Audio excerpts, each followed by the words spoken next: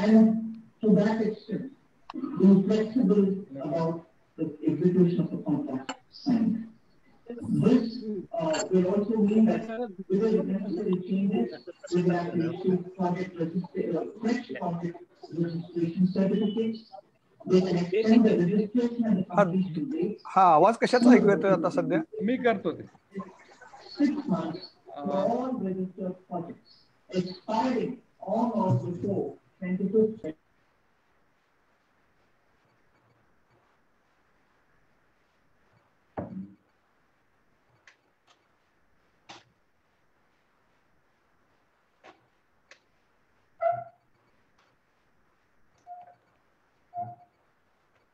नमस्कार मित्रांनो, आपण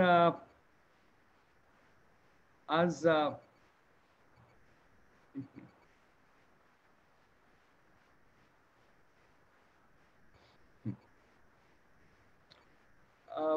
पुन्हा एकदा आपलं सर्वांचं स्वागत. आज आपण या ठिकाणी झूम कॉन्फरन्सद्वारा वेबिनारद्वारा इथे भेटलोय आणि आज आपला जो विषय आहे तो आहे पर्यावरण समस्या कोरोना आधी आणि नंतर. आणि आज आपल्याकडे अर्थातच या विषयावर आपलं म्हणणं मांडण्यासाठी आलेले आहेत अतुल देऊळगावकर सर. मी सरांचं स्वागत करतो. अतुल देऊळगावकर सर, आपलं लॉकडाऊन टॉक्स मध्ये स्वागत. धन्यवाद. मित्रांनो, आपण फेसबुक लाईव्ह वरती आहोत आणि काहीच मिनिटांमध्ये आपण अर्थातच मॅक्स महाराष्ट्र द्वारे खूप साऱ्या लोकांपर्यंत पोहोचतोय. आणि त्याचबरोबर मी काही मंडळींना म्यूट करतो आता. येस, मित्रांनो, आपण वेगवेगळ्या समस्यांबद्दल वेगवेगळ्या गोष्टींबद्दल या ठिकाणी चर्चा करतोय. एक 27 एप्रिल पासून आपण सुरुवात केली आणि जवळजवळ आजचं 15वं हा टॉक आहे. आणि वेगवेगळ्या समस्यांवरती वेगवेगळ्या प्रश्नांवरती दूरगामी परिणाम ज्या प्रश्नांचे होणार आहेत त्याबद्दल एक ब्रेनस्टॉर्मिंग व्हावं, विचारांची मरगळ दूर व्हावी आणि नवीन विचार येत राहावेत यासाठी आपण सतत भेटतोय, सतत चर्चा करतोय.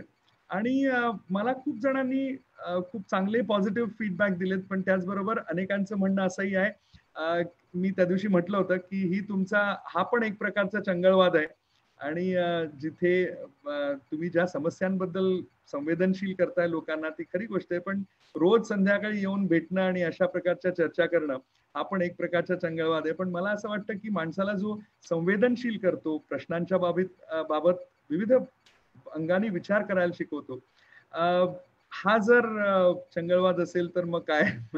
तर त्यामुळे मला असं वाटतं की हा विचार होतच राहिला पाहिजे. आणि पुन्हा एकदा मला सांगावं वाटतं की जवळजवळ 14, 15, 20 हजार लोकांपर्यंत आपण पोहोचतोय आणि एक आश्वासक एक भावना तयार होते की अशा प्रकारचं जो एक उहापोह होतोय किंवा ब्रेनस्टॉर्मिंग होतंय त्याला रिस्पॉन्स इतक्या मोठ्या प्रमाणावर महाराष्ट्रभरचे युवक देत आहेत. मी युवक अशासाठी म्हणेन की आपण 20 जण 15-20 जण जे आहोत ते 40-50च्या वरचे लोक आहोत, पण याच्या व्यतिरिक्त जर आपण आत्ताची जरी लिस्ट बघितली तरी लक्षात येतं की खूप तरुण मंडळी आपल्याला जॉईन होतात, टेक्नॉलॉजीशी ती कम्फर्टेबल असतात आणि त्यामुळे कदाचित पण छान रिस्पॉन्स मिळतोय. आपण अजून काही व्याख्यानं म्हणजे 3 सेशन्स अजून आपली बाकी आहेत आणि त्यानंतर आपण एक विराम घेणार आहोत, ज्याला म्हणतात हल्लीच्या भाषेत सीझन 1 सीझन 2 असं काहीतरी मध्ये ब्रेक घेऊन पुन्हा एकदा आपल्याला चर्चेला सुरुवात करता येईल. मंडळी, आज अतुल देऊळगावकर सर इथे आलेले आहेत आणि मी आत्ताच त्यांना म्हणत होतो की 10 तारखेलाच मला वाटतं 10 तारखेला सकाळमधनं त्यांनी कोरोनोत्तर महाराष्ट्रासाठी विनंती पत्र लिहिलंय. आपण जर वाचलं नसेल तर आवर्जून वाचा. पर्यावरणावरतीच फक्त नाही तर अनेक प्रश्नांना त्यांनी त्याच्यातनं स्पर्श केलाय आणि अतिशय महत्वाचा असा डॉक्युमेंट त्यांनी केलाय. हे ऍड्रेस केलंय मुख्यमंत्री, विरोधी पक्ष नेते आणि सगळ्यांनाच सर्व राजकीय पक्षातील नेत्यांना त्यांनी ऍड्रेस केलेला आहे आणि ते अनावृत्त पत्र लिहिलेलं आहे. सकाळच्या वेबसाईटवरती सुद्धा आपल्याला ते मिळेल. आजच्या पाहुण्यांची ओळख आपल्याला मला वाटत नाही गरज आहे. विज्ञान, भूगर्भशास्त्र, साहित्य, विवेकी पर्यावरणवाद अशा वेगवेगळ्या विषयांवरती सातत्यानं लेखन करत राहिलेले देऊळगावकर सर आहेत. जे वाचते आहेत त्यांना माहितीये, लॉरी बेकर पासून त्यांच्या म्हणजे आपल्या वाचनाची सुरुवात, म्हणजे माझ्या तरी त्यांच्या बाबतीतल्या वाचनाची सुरुवात लॉरी बेकर पासून झाली. स्वामीनाथन असो किंवा डळमळले भूमंडळ असो आत्ताचं, किंवा त्याआधी बखर पर्यावरणाची असो, आपण ही पुस्तकं वाचलीच असतील मला नक्की खात्री आहे. मी अधिक वेळ न घेता मी सरांना विनंती करतो की त्यांनी, देऊळगावकर सरांनी आजच्या विषयाची मांडणी करावी. आपला जो नेहमीचा फॉर्मॅट आहे की 20 मिनिटं वक्ते आपली मांडणी करतात आणि त्यानंतर आपण त्यावर साधक बाधक चर्चा व्हावी या दृष्टीने प्रश्न विचारतो. मला आपल्याला सर्वांना, म्हणजे आज 51 लोक आजपर्यंत इथे आहेत, आतापर्यंत इथे आहेत आणि ही संख्या वाढत जाईल, 100 पर्यंत जाते. 100 हे आपलं लिमिट आहे. पण आपण सर्वांना मला विनंती करायची आहे की जेव्हा प्रश्न असतील तेव्हा कृपया प्रश्न विचारा. सुरुवातीच्या काळात जर फक्त रिॲक्शन्स किंवा जर काही मुद्दे मांडले गेले आपल्याकडनं तर वेळ त्याच्यामध्ये खूप जातो. दुसरी गोष्ट की बरेच जण म्हणतात की तुम्ही लिहून का नाही प्रश्न आम्ही विचारत. मित्रांनो, मला आपल्याला सांगावं वाटतं, व्हिडिओ माध्यम आपण वापरतोय आणि या व्हिडिओ माध्यमातनं जर व्हिज्युअल बदललं नाही आणि ब्लँक व्हिज्युअल आलं तर ते तितकं इंटरेस्टिंग होत नाही, अब्झॉर्बिंग होत नाही. आणि त्यासाठी मी अशी विनंती करतो की त्यांनी जेव्हा प्रश्न विचाराल तेव्हा शक्यतो आपल्याकडे जर बँडविड्थ व्यवस्थित असेल वायफायची तर आपण कॅमेरा आणि माईक दोन्ही ऑन करून प्रश्न विचारा आणि थोडक्यात प्रश्न विचारा आणि मग त्यावर देऊळगावकर सर उत्तर देतील. मी विनंती करतो सर्वांचं पुन्हा एकदा स्वागत. मला वाटतं हेमचंद्र प्रधान सर पण जॉईन झालेले आहेत आत्ताच आणि अनेक लोक दिसत आहेत. भारतीताई माझ्या सहकारी आहेत त्या दिसत आहेत. अमेय तिरोडकर दिसतोय. सो सगळ्यांचं स्वागत. आपण सुरुवात करूया. Sir, over to you. धन्यवाद आशुतोष आणि सर्वांना नमस्कार. आपण सगळेजण एकमेकांना ओळखतो त्यामुळं नेहमीच्या पद्धतीने न बोलता मी काही मुद्दे मांडत जाईल. ठिपक्या ठिपक्यातनं काही साधता येते का हे आपण पाहूया. तर खरं तर अशी जेव्हा आपत्ती येते, एक आपत्ती ज्यातनं आम्ही गेलो 93ला, 30 सप्टेंबर 1993, तो भूकंप पण एका ठराविक भागापुरता होता. संपूर्ण जगावर आलेली ही आपत्ती असताना आपण अंतर्मुख होऊन काही बाबतीत अनेक विचार करणं आवश्यक आहे. त्या दृष्टीने मी काही मुद्दे मांडू इच्छितो. 2005 साली मायकल, भविष्यवेधी लेखक म्हणूया, सायन्स फिक्शन त्यांची खूप महत्वाची आहे, त्यांची एक कथा होती द आईज ऑफ सोल नावाची. त्यातलं जे प्रमुख पात्र आहे जेनेट, तर ती मध्यमवर्गीय महिला संध्याकाळी घरी येते आणि खिडकीजवळ जाते चहाचा कप घेऊन आणि तिला पलीकडे जे दृश्य दिसतं ते नेहमी तिला त्रासदायक असतं. ते झोपडपट्टीचं दृश्य आहे. तिथं मारामाऱ्या, शिवेगाळ हे सगळं खूप तिला त्रास होतं आणि तिचा मुलगा तिला म्हणतो की ती खिडकी बंद करून टाक. आणि मग त्यांचा संवाद चालू होतो की काय आपल्याला किती त्रास आहे. नंतर कट करून त्यांनी असे अनेक ठिकाणचे त्रास, खिडक्यांमुळे, कोणाला आवाजामुळे, कोणाला काय कारणामुळे, असे खिडक्यांचे त्रास थोडे थोड्या मुद्द्यांनी मांडले. आणि काही दिवसातच एक महिला विक्रेती त्या जेनेट बाईंकडे येते आणि ती येऊन म्हणते की आम्हाला एक तुम्हाला प्रात्यक्षिक दाखवायचंय. आणि तिचा सहकारी खिडकीचं माप घेऊन खिडकी बाहेर एक पडदा लावतो आणि रिमोट कंट्रोल त्या बाईंच्या ताब्यात देतो आणि म्हणतात चालू करा. ती म्हणते काय नाही, तुम्ही चालू तर करा. आणि चालू केल्यानंतर ती खिडकी एकदम जिवंत होते आणि त्यातून निसर्ग दृश्य, अतिशय रमणीय निसर्ग दृश्य दिसायला लागतं. तिथं बाग आहे, अमुक आहे, तमुक आहे, मी सांगत बसत नाही. आणि ती म्हणते की हे खरं हो, हे रिअल टाइम आहे, त्यातनं आवाज येतो आणि तुम्ही पूर्णपणे त्या निसर्गाचा आनंद घेऊ शकता. इथं त्या कथेतला नाविन्याचा भाग संपतो. ती बाई तातडीनं ती खिडकी विकत घेते. या कथेचा संदर्भ दिलाय मानसशास्त्रज्ञ पीटर कान्ह यांनी. त्यांचं नवीन नुकतंच एक पुस्तक आलेलं आहे, technological nature. Adaptation of human to technology and future असं त्या पुस्तकाचं नाव आहे. त्यात त्यांनी असं दाखवलेलं आहे की वरचे वर आपला निसर्ग कसा तंत्रज्ञानात्मक होत चाललेला आहे. मग आपल्याला हे माहिती आहे की काही वर्षापूर्वी जे रोबो यायला लागले त्यात पाळीव प्राण्यांचा म्हणजे चक्क कुत्र्याचा एक रोबो आला. सोनी नावाच्या कंपनीने आयबो नावाचा आणला होता. तो अगदी कुत्र्यासारखं सर्व काही कुत्र्यासारखं त्याचं आहे. कुत्र्यासारखे आपल्याला त्रास नाही, आजारपण नाहीये, त्याला काही करावं लागत नाही. त्याला राग आला तर तो डोळे लाल करतो, प्रेमात आला तर डोळे हिरवे करतो. आणि या कुत्र्यांचा खप मोठ्या प्रमाणात झाला. विशेषतः मतिमंद मुलांना तो खूप आवडायला लागला आणि त्यांच्यात बदल झाले. तसंच त्यांनी त्या खिडकीचा अभ्यास केला अनेक ठिकाणी, अनेक वयोगटांमध्ये आणि अनेक व्यवसायातल्या लोकांचे. तर बऱ्याच जणांना या टेक्नॉलॉजिकल खिडकीचा अतिशय फायदा झाला. हे सांगून ते असं प्रश्न विचारतात की आपण वरचेवर निसर्गापासून दूर होऊन कशा आभासी निसर्गामध्ये जात आहोत. आणि ते असं म्हणतात पीटर कान की जर निसर्ग उपलब्ध नसेलच तर आभासीचं काही हरकत नाही, पण आभासी आणि वास्तव यामध्ये जर आपण विचार करायला लागलो तर वास्तवाला अजिबात आपल्याला काही पर्याय देता येत नाही. हा एक मुद्दा यासाठी की आपण या कोरोनाच्या आधीच्या काळात ज्या जगासमोरच्या महत्वाच्या समस्या म्हणत होतो त्यात एक समस्या ही आर्टिफिशियल इंटेलिजन्स, कृत्रिम बुद्धिमत्तेमुळे येणारं माणसातील अंतर, ज्याचा उल्लेख स्टीफन हॉकिंग यांनी अखेरच्या काळामध्ये केला होता. आणि याबरोबरच म्हणजे हे प्रश्न कसे सामाजिक प्रश्नांशी निगडीत आहेत बघा, याचा वापर जो आपण व्यक्तिशः करायला लागलेलो आहोत.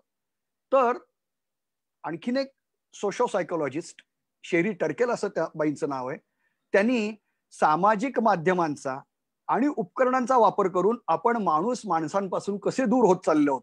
त्यांच्या एका पुस्तकाचं नाव आहे अलोन टुगेदर आणि दुसऱ्या पुस्तकाचं नाव आहे रिक्लेमिंग कॉन्व्हर्सेशन. त्या बाई असं म्हणतायत, हे पुस्तक 3 वर्षापूर्वीच आहे, की या उपकरणांमुळे आणि सामाजिक माध्यमांमुळे आपल्यातला संवाद तुटत चाललेला आहे आणि हा एक सामाजिक विनाशाच्या कडे ही जी आपली वाटचाल होतीये. त्यांचं असं म्हणणं आहे की जसं पर्यावरण विनाशाची एक खूण आपल्याला 1962 साली राशेल कार्सन बाईंच्या सायलेंट स्प्रिंग मुळे आली, तशा परिस्थितीमध्ये आपण उभे आहोत. हे यासाठी महत्वाचे की हे सगळे प्रश्न शेवटी जातात ते पर्यावरणाकडे. कारण सध्याच्या सेल्फी कल्चरमध्ये, त्याला आता सेल्फायटिस असं म्हटलेलं आहे, आत्मप्रेमग्रस्तता, त्यातून मोठ्या प्रमाणात जे त्यातून, आणि त्याला बाजारपेठीची साथ आहे, बाजारू अर्थव्यवस्थेची साथ आहे, त्यातून बाजारू नाती तयार व्हायला लागलेली आहेत. या सगळ्याच्या आत्मकेंद्रिततेमुळे मला बाकी कोणाकडेच बघायला वेळ नाही. निसर्गिकीच बात की पट्टी, निसर्ग काय घेऊन बसलो आपण. तर ही जी आपली वाटचाल होत चालली, जे कृष्णमूर्तींनी 1979 साली विचारलं होतं की खरंच तुमचं कोणाशी नातं आहे का, ते असं म्हणाले होते, विज्ञानाने प्रगती केली हे नक्की खरंय, त्याच वेगानं त्या गतीनं माणसाच्या मनाची प्रगती झाली आहे काय. आणि तेव्हा ते म्हणाले होते, शेवटी आपण प्रगती केली म्हणजे काय, चंद्रावर गेलो, समुद्राच्या तळाशी गेलो, पण हे सगळं करताना आपण पृथ्वीचा विनाश करत, प्रदूषण करत आणि एकमेकांना संपवत आपण चाललो आहोत. पण याची भरपाई आपल्याला करावी लागणार आहे. हे सगळं यासाठी की खरोखरच आपलं निसर्गाचं नातं नेमकं काय आहे. निसर्गाचा विनाश करत आपण विकास चालू केला. आता तो कधीपासून केला, तर जेम्स लव्हलॉक, जे या 26 जुलैला 101 वर्ष त्यांची पूर्ण होतील, यांनी 1965 साली सांगितलं होतं की 21व्या शतकात हवामान बदल आणि पर्यावरणाचे प्रश्न प्रमुख असतील. जेव्हा अमेरिकेतनं त्यांना विचारलं होतं की 21व्या शतकात अण्वस्त्र हा महत्वाचा प्रश्न असेल का इतर कोणते, त्यावेळेला त्यांनी हे सांगितलं होतं. ते असं म्हणतात की आपण ज्याला अँथ्रोपोसिन म्हणतो, मानव निर्मित युग सुरू झालं, मग ते शेतीपासून म्हणता येईल, पण त्याला गती आली औद्योगिक क्रांतीनंतर. तेव्हा आपला जो पाय ऍक्सेलरेटरवर पडलेला आहे तो पर्यावरण विनाशाचा आहे, प्रदूषणाचा आहे, तो पाय अजून निघालेला नाहीये. हे जर आपण लक्षात घेतलं तर आपल्याला या पद्धतीने जे कोरोनाचं जे संकट आलेलं आहे हे अनेक अंगांनी आपल्यापर्यंत आलेलं आहे आणि त्यातली पर्यावरण विनाशाची कारणं सगळेजण सांगतायत आणि ती आपल्याला आता दिसतायत. याचा एक वेगळा विचार यंदा ज्यांना पर्यावरणातलं नोबेल म्हणतो किंवा टायलर पुरस्कार, ते भारतीय पवन सुखदेव आहेत, त्यांना मिळालेला आहे. आणि त्यांच्या अभ्यासाचं वैशिष्ट्य किंवा त्यांच्या अभ्यासाचा गाभा हाच आहे, the economics of ecosystems and biodiversity, याचा त्यांनी अभ्यास केला. आजपर्यंत आपण कायम पर्यावरण की विकास म्हणल्यानंतर ठामपणे पर्यावरणाच्या बाजूनी बोलू शकत नव्हतो. मग त्याला हे केवळ भावनिक आहे, हे प्रॅक्टिकल नाही आहे, या पद्धतीने निव्वळ आर्थिक विचार करणारे लोक सांगत होते. त्याला पहिल्यांदा या पद्धतीची मांडणी होतीये. आणि विशेषतः युरोपमध्ये अनेक ज्ञानशाखांचा, म्हणजे पवन सुखदेव यांच्या सोबत त्यांनी सर्व ज्ञानशाखांचे वैज्ञानिक आणि अभ्यासक घेतलेले आहेत. आणि मग ते काय म्हणतात, तुम्हाला मोजूनच पाहिजे ना, माप पाहिजे. ते असं म्हणतात की मी निसर्गाची किंमत सांगत नाही, पण मूल्य मात्र नक्की सांगतो. आपण दररोज 550 लिटर ऑक्सिजन हा घेत असतो, त्याची किंमत काय करणार आहोत आपण. पण त्यांनी हे नक्की सांगितलेलं आहे की जगामधलं जे एकंदरीत पर्यावरण आहे, त्या पर्यावरणाचा जो आपल्याला लाभ होतोय, तो जर काढला तर तो 3 लाख ते 5 लाख कोटी डॉलर एवढा आहे. ते जीडीपीच्या किती वगैरे वगैरे हे आपण बघावं. पण हे जे निसर्गाचं अदृश्य अर्थशास्त्र आहे, ज्याच्यासाठी त्यांना हा पुरस्कार मिळाला गेला आणि त्याचा अभ्यास ते वारंवार करतायत, त्याच्या खोलामध्ये युरोप जाते, सिंगापूर जाते, चीन काही अंशानं जाते, पण बाकीचे देश जात नाहीयेत. आणि त्यामुळे आपल्याला हे लक्षात येईल की हे जे युरोपियन देश आहेत, जे हरित अर्थव्यवस्थेकडे जात आहेत, ते कार्बन अर्थव्यवस्थेपासून दूर जात आहेत, या देशांचं सगळंच अर्थकारण समाजकारण हे वेगळ्या दिशेने चाललेलं आहे बाकीच्या जगातल्या राष्ट्रांपेक्षा. पवन सुखदेव यांनी आणखीन एक बाब आपल्याला सांगितलेली आहे. ते म्हणतात की जोपर्यंत आपल्याला एखादं बिल इनव्हॉइस येत नाही, तोपर्यंत त्याची आपल्याला किंमत समजत नाही. मानवी संस्कृतीचा पाया मधमाशांनी घातला असं म्हटलं जातं. म्हणजे मधमाशा नसतील तर आपण जगू शकणार नाहीत. आईन्स्टाईन यांनी तेव्हाच सांगून ठेवलं होतं की जर पृथ्वी तलावर मधमाशा संपल्या तर त्यानंतर 4 वर्षात मानवजात संपेल. म्हणजे आपली 90% जी पिकं आहेत, फळं आहेत, या सर्वांचं परागसिंचन आणि फलधारणा ज्या मधमाशांमुळे होत आहे, त्या अतिशय संकटात आलेल्या आहेत. एंडेंजर्ड स्पीसीस मध्ये जवळजवळ 250 प्रजाती गेलेल्या आहेत. आणि एका वर्षामध्ये जवळजवळ 2.5 अब्ज मधमाशांची पोळी फक्त अमेरिकेतनं नष्ट झालेली आहे. आणि त्यामुळे जवळजवळ 15 अब्ज डॉलरचा अमेरिकेला फटका बसतोय. बाकीच्या देशात काही मोजदाद होत नाही म्हणून ते कळत नाही. जर जगाचा विचार केला ना, तर 2 लाख कोटी डॉलर ही आपल्याला या मधमाशांमुळे मिळणारं उत्पन्न आहे, हे लक्षात येतं. आणि आजचा संदर्भ सांगतो, म्हणजे या आठवड्यामध्ये अमेरिकेमध्ये अगदी ठळक कोरोनाच्या काळामध्ये एक ठळक बातमी आली. ती म्हणजे तिथं एक रानटी, त्याला राक्षसी गांधील माशी म्हणतात, ती दिसली. आता ही जवळजवळ 2 इंच लांबी किंवा 2 इंचाची ही माशी आहे. आणि तिची जी नांगी आहे ती 1/2 इंचाची आहे. जपान किंवा फिलिपाईन्स मध्ये सापडणारी ही गांधील माशी दरवर्षी 50 ते 60 लोकांचा मृत्यू घेते, इतका तिचा दंश जहरी असतो. पण या गांधील माशीचं वैशिष्ट्य असे, ती जेव्हा झुंडीनी येते तेव्हा ती झपाट्यानं मधमाशांचे पोळे नष्ट करून टाकते. त्यामुळं आता अमेरिकेमध्ये एक शोध मोहीम घेतलेली आहे की ही गांधील माशी आली कुठून, तिने प्रवास कसा केला, ती जहाजातनं आली का, आणि ती येत असेल तर तिला आटोक्यात कसं आणायचं. या सगळ्याचा मुद्दा मला एवढाच आपल्याला सांगायचा आहे की कोरोनाच्या काळामध्ये आपण पुढं कसं जाणार आहोत याचा जर विचार करायचा असेल तर आपण मुळामध्ये आपल्या विचारांमध्ये, ज्याला आपण पॅराडाईम शिफ्ट म्हणतो, वैश्विक विचार, तो बदलणं आवश्यक आहे. अन्यथा काय होतं, आपण कितीही नाही म्हणलं तरी आपल्यापासून अनेक गोष्टी दूर असतात, फक्त आपल्याला वाटतं की त्या अगदी जवळच्या आहेत. याचं उदाहरण देण्यासाठी परत 1 वर्षामागे जाऊ. ती जी स्वीडन मधली चिमुरडी मुलगी होती 9वीतली, ग्रेटा थुनबर्ग, तिच्यामुळेच जगामध्ये या पद्धतीनं आंदोलन का पसरलं. म्हणजे 1.5 कोटी मुलांना प्रेरणा होऊन ते रस्त्यावर का आले, आमचं घर जळते ते का म्हणायला लागले, यामागं त्यांना ही जाणीव होती हे नक्कीच आहे. त्यांना वैज्ञानिक जाणीव होती नक्की, पण त्यांचं जे आवाहन आतनं येत होतं त्याचा परिणाम हा विद्यार्थ्यांवर पडत होता, मोठ्यांवर पडत होता. सर्व क्षेत्रातल्या लोकांना अतिशय वाटत होतं की ही मुलगी जी कळकळीने बोलतीये, म्हणजे इतके वर्ष वैज्ञानिक सांगत होते, अनेक कार्यकर्ते सांगत होते, त्यांना जो परिणाम साधता आला नव्हता तो या चिमुरडीनी आणि मुलांना साधला. हे याचं यश एवढ्यापुरतं मर्यादित नाहीये. त्यांनी फ्रायडे फॉर फ्युचर चालू केलं. त्यांना साथ देण्यासाठी युरोपमध्ये आर्टिस्ट फॉर फ्युचर आले, सायंटिस्ट फॉर फ्युचर आले, शिक्षक, प्राध्यापक हे सगळे एकत्र यायला लागले आणि त्यांना विचार पडायला लागला की आपण नेमकं करायचं काय.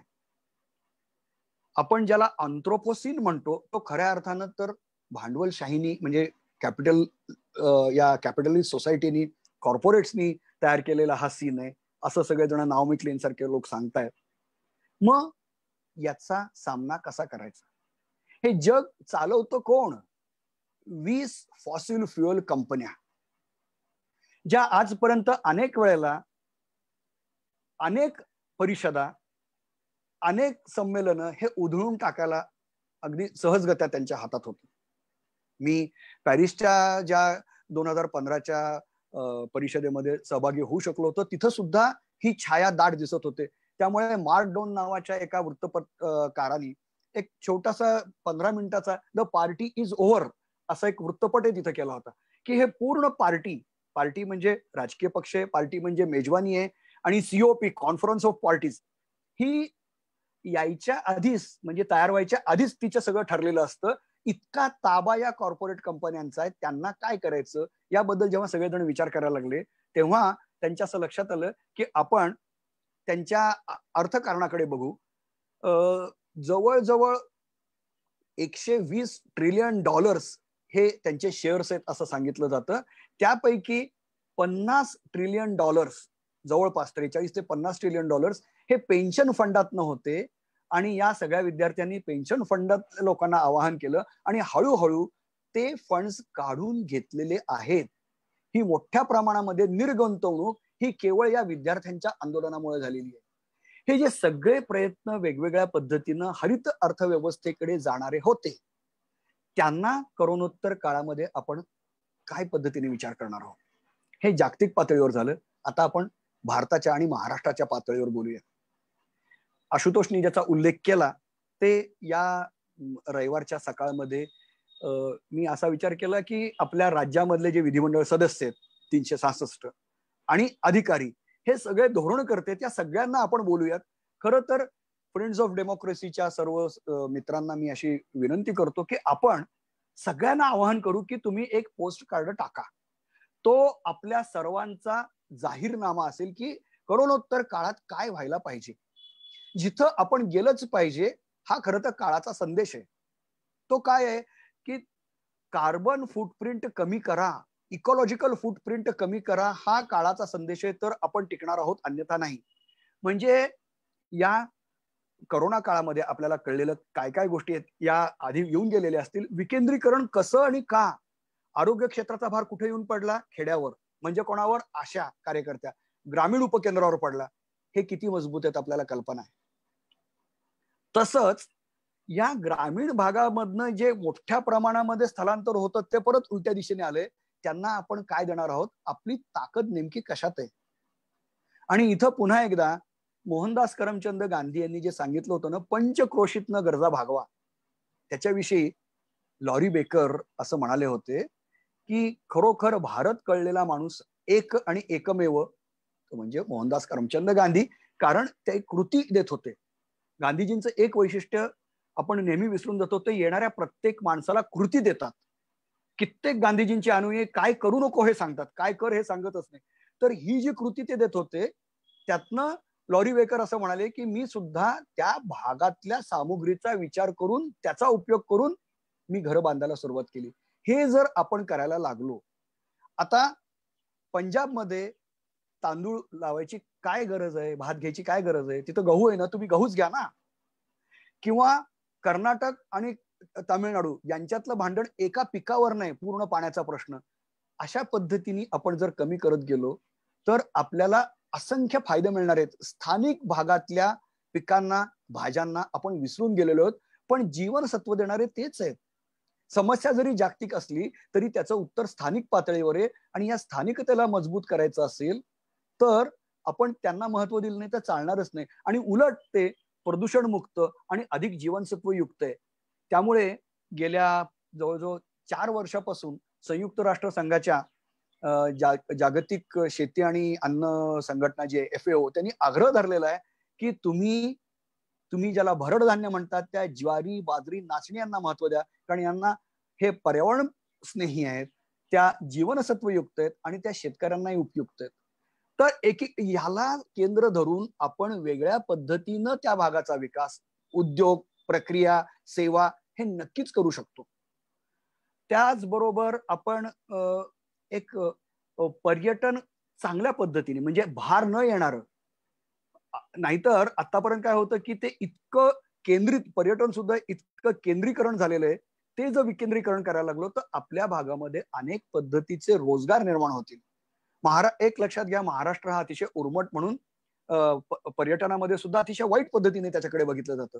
जितकं युरोपकडे बघितलं जातं, भारतामध्ये केरळ किंवा राजस्थानकडे बघितलं जातं, तसं महाराष्ट्राकडे बघितलं जात नाही. या सगळ्याचं प्रशिक्षण आणि शिक्षण देणं आवश्यक आहे.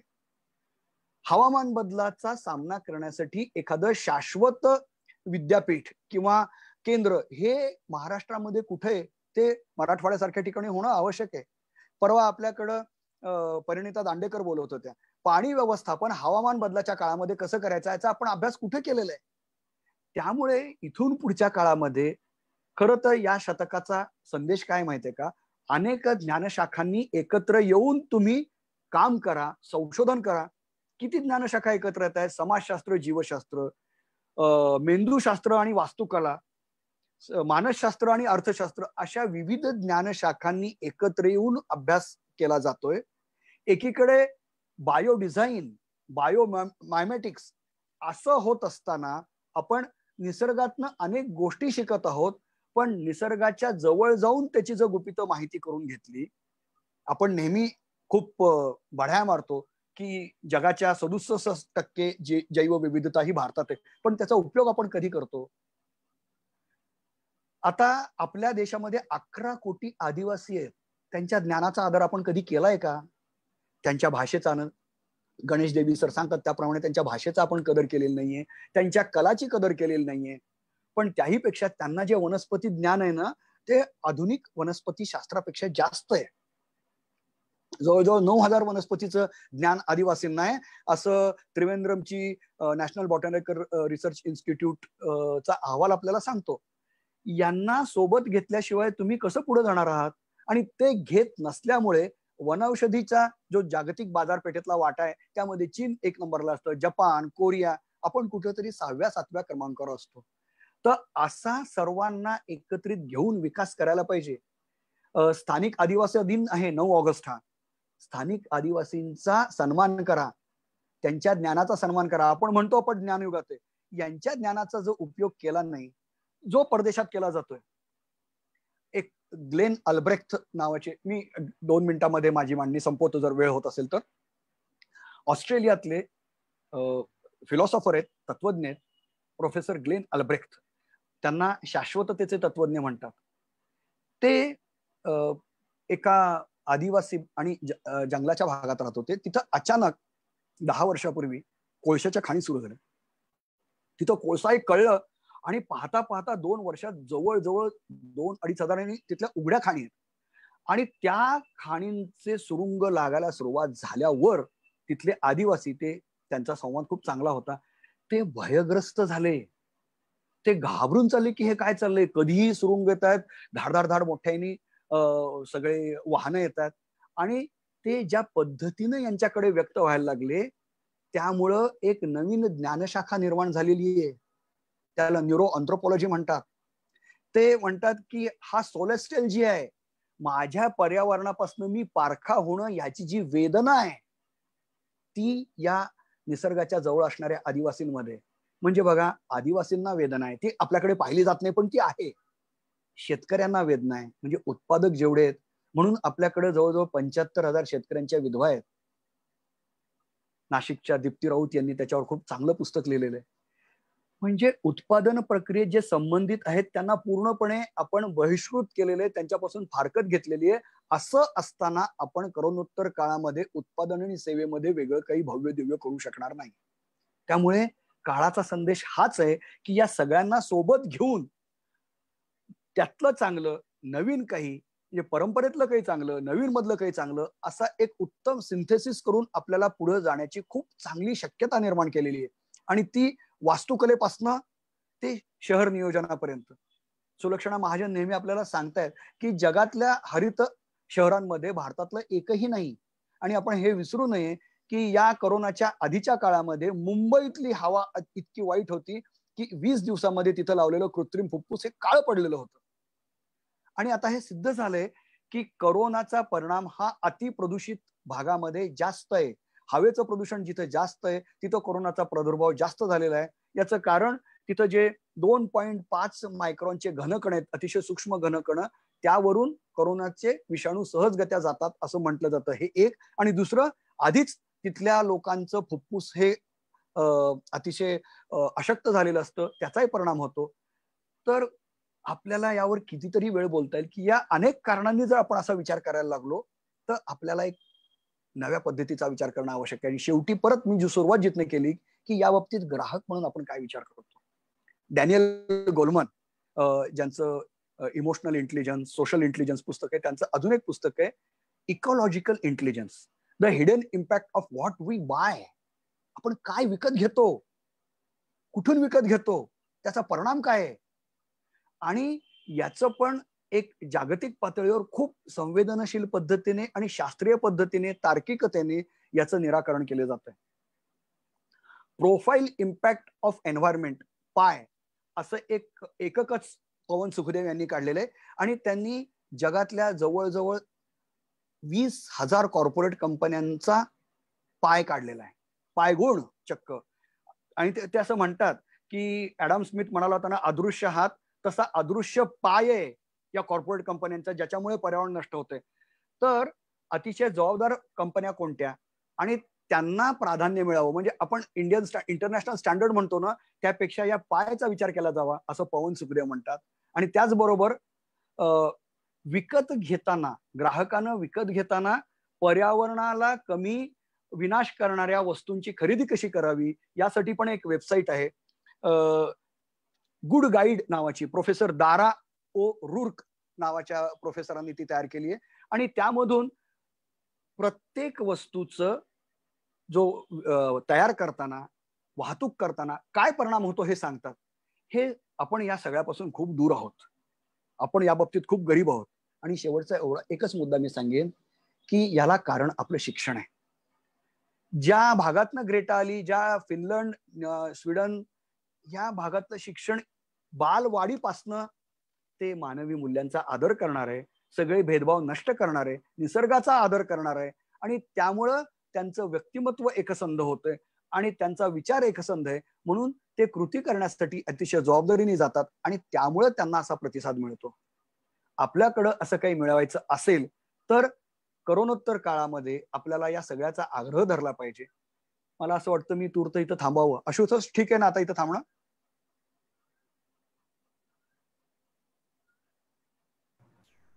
सर काही कंटिन्यू करू शकता तुम्ही. बर. तर यामधला मग मुद्दा काय येतो की आपल्याला वारंवार आता भारतामध्ये किती जंगल आपण नष्ट केलेलं आहे. या जंगल नष्ट करण्याचा परिणाम नेमका आदिवासींवर कसा होतो. अर्थशास्त्र परत आपल्याला हे सांगतंय की जंगल म्हणजे आरेच्या बाबतीमध्ये पवन सुखदेव यांची संस्था आपल्याला अभ्यास करून द्यायला तयार आहे. आपल्या सरकारने अजून त्यांना काही सांगितलेलं नाहीये. आपण काय फक्त 400 झाडं तुटली तर ती झाडं तुटत नसतात, ती एक इकोसिस्टीम आहे. आणि ती इकोसिस्टीम म्हणजे त्याच्यावर पक्षी आहेत, ते पक्षी काही कीटक खातात. या सगळ्यांची जी साखळी आहे ना, ही साखळी खूप महत्वाची असते. ही साखळी तुटलं तर काय होतं. या वर्षी डिसेंबर महिन्यामध्ये एक टोळधाड आली होती. ती इराणपासनं तिकडं पार इथिओपिया, एरित्रिया पर्यंत गेली आणि इकडे पाकिस्तान पर्यंत येऊन आपल्या राजस्थानमध्ये डोकावून गेली. ही जी टोळधाड होती ना, या एका टोळधाडीमध्ये 2 अब्ज टोळ होते आणि ते 24 तासामध्ये 150 किलोमीटर जायचे प्रवास करून. त्यांनी जवळजवळ 1.5 कोटी हेक्टरवरचं पीक नष्ट केलेलं आहे. हे का आले? कारण चक्रीवादळामुळे या आखाती प्रदेशांमध्ये अति पाऊस पडला आणि तिथं गवत तयार झालं आणि ते खायला पक्षी नव्हते म्हणून हे कीटक वाढत गेलेले. एक जरी शृंखला तुटली तर काय होतं हे त्याचं उदाहरण आहे. आणि आपल्याला तो इशारा आहे की आता एक विषाणू बघतोय, पण कीटक काय करू शकतात हे पण आपल्याला हळूहळू आपल्यापर्यंत येतंय.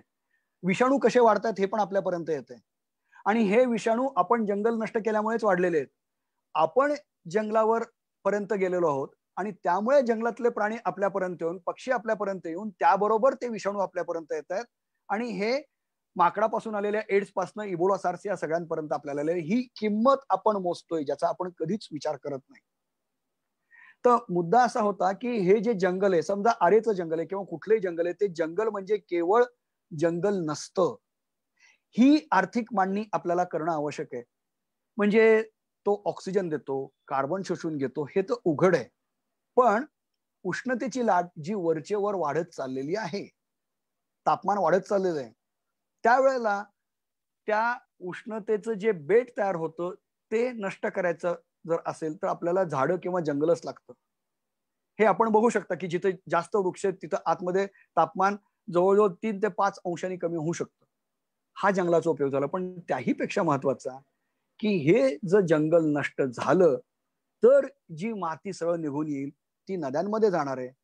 आता सुद्धा उत्तर काशीनंतर आपल्याला हे लक्षात आलं होतं की दरवर्षी आपल्याकडं अंदाजे 1 लाख ते 5 लाख एकर जंगल नष्ट होतं. हे जंगल नष्ट झाल्यामुळे तिथं जी माती आहे ती माती सहज वाहून येते, ती नद्यांमध्ये जाते, ती धरणांमध्ये जाते आणि त्यामुळे पुराचं प्रमाण किती वाढावं. जे पूर हे आपल्या कॅलेंडर मधली नैमित्तिक घटना होऊन बसलेली आहे. एकीकडे ते, दुसरीकडे आपण पाणथळ जागांवर केलेलं आक्रमण. मग ते काश्मीर असू दे किंवा चेन्नई असू दे, सर्वत्र आपण जे आक्रमण केलेलं आहे, तर ही जी किंमत आहे म्हणजे जंगल हे आपल्याला आपत्तीपासून वाचवत असतं, आपत्तीची जोखीम कमी करत असतं. त्याशिवाय जंगल हे गरिबांसाठी आधार आहे, पूर्णपणे आधार आहे जंगल हे.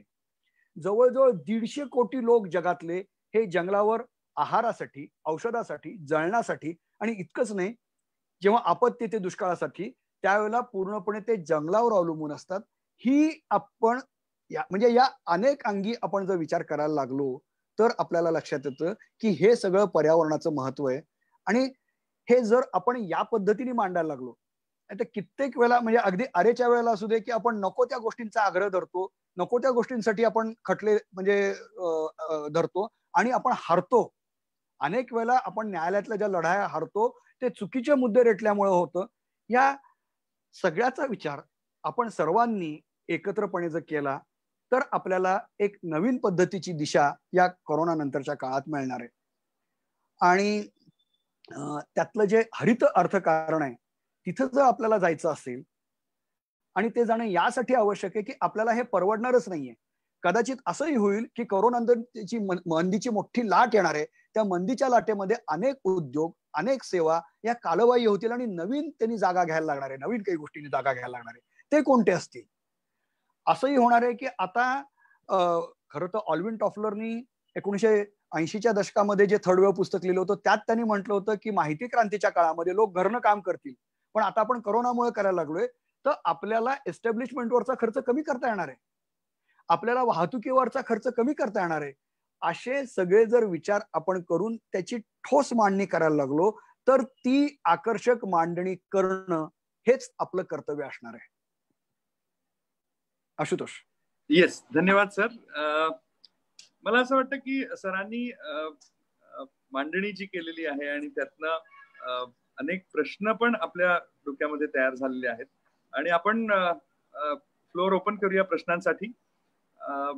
नेहमीच्या पद्धतीने आपण प्रश्न आलेलाच आहे. डॉक्टर विशाल ढोरे आहेत. मी डॉक्टर ढोरे तुमच्याकडे येतो, अनम्यूट करतोय, प्लीज बोला. एक मिनिट.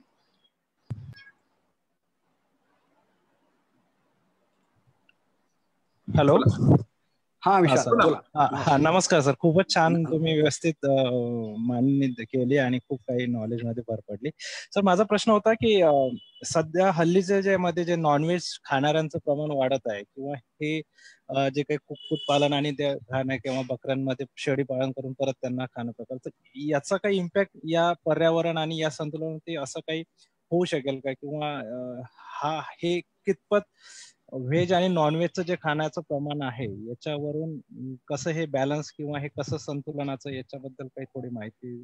हो, चांगला प्रश्न आहे खूप. याला दोन पद्धतीने आपल्याला पाहता येतं. एक तर आपण प्रत्येक गोष्टीचं पाण्याची पदचिन्ह, वॉटर फुटप्रिंट, कार्बन फुटप्रिंट आणि इकॉलॉजिकल फुटप्रिंट काढू शकतो. आणि त्यामध्ये एक नक्की आहे की शाकाहारी आपण जर असू तर आपला पदचिन्ह हे पाण्याच्या बाबतीतली आणि सगळं इकॉलॉजिकल हे सगळेच कमी असतात. तेही तुम्हाला सांगतो. म्हणजे पदचिन्ह म्हणजे काय, आता 1 लिटर आपण दूध जर तयार करायचं असेल तर अंदाजे 1000 लिटर पाणी लागतं. कदाचित हे हॉलंडमध्ये 600 ते 700 लिटर लागत असेल. आपल्याकडे उष्ण प्रदेशामुळे हे जास्त लागतं. ते कसं, तर गाई किंवा म्हैस यांना लागणारं दूध आणि त्याही पाणी आणि त्याहीपेक्षा त्यांना चाऱ्यामधनं जे पाणी लागतं ते, त्याला व्हर्च्युअल कंटेंट किंवा एम्बेडेड कंटेंट म्हणतात, तो असा सगळा विचार करून असं आपल्याला सांगता येईल की 1 लिटर दुधाला 1000 लिटर पाणी लागतं.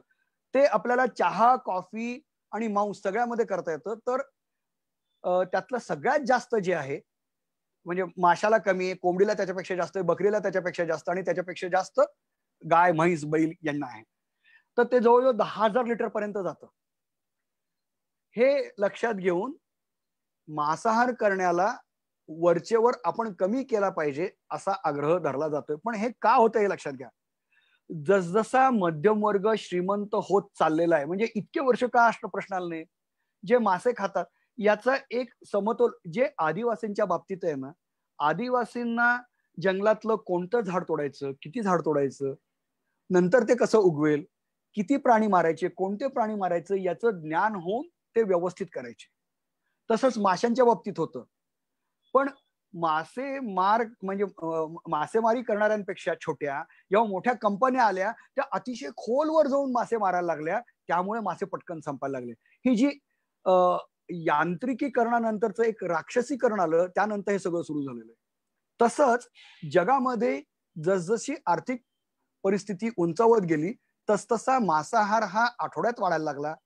आणि तसंच टाकून देणं पण, म्हणजे अमेरिका आणि ब्रिटनमध्ये जवळजवळ 50 ते 60% विकत घेतलेले पदार्थ हे टाकून दिले जातात. याच्यावरची अनेक आकडेवारी सुद्धा प्रसिद्ध आहे.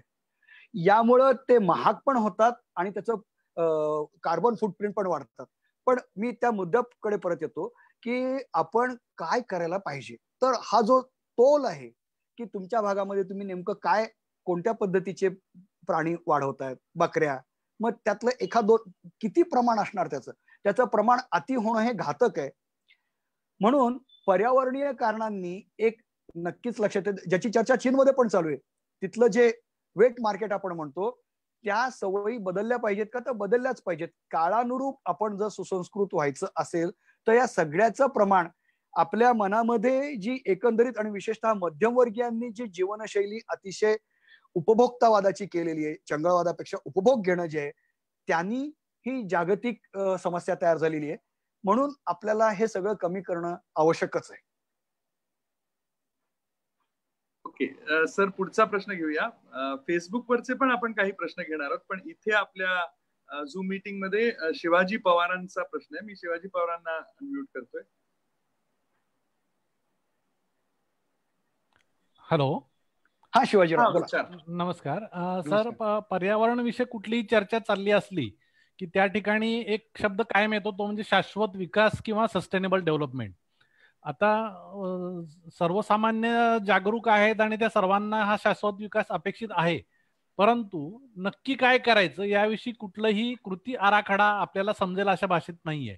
तर आपण काय सुचवू शकाल की सर्वसामान्य माणसाने या गोष्टी कराव्या म्हणजे तो शाश्वत विकासाकडे वाटचाल करेल? खूप चांगला प्रश्न आहे. आपण उलट बघू, आपला विकास टिकाऊ आहे का?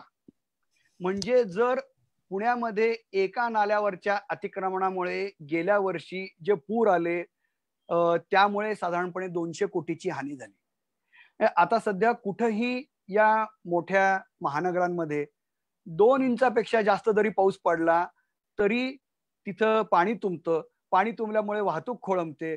कित्येक वेळेला पूर्ण शहर ठप्प पडतं. याची किंमत आपण आधी काढली पाहिजे. ती जर काढली तर आपल्याला म्हणता येईल की आपला विकास हा तकलादू टिकणारा नाहीच आहे. आणि मग आपल्याला म्हणता येईल की आपण शाश्वततेकडे जायचं म्हणजे काय, का गेलं पाहिजे. आणि त्याच्यासाठी आधी मी जे सुरुवातीला सांगितलं की प्रत्येक गोष्टीची जर तुम्हाला किंमत आहे, ऑस्कर वाईल्डनी 110 वर्षापूर्वी सांगितलं होतं की लोकांना कोणत्याही गोष्टीची किंमत समजते, मूल्य समजत नाही.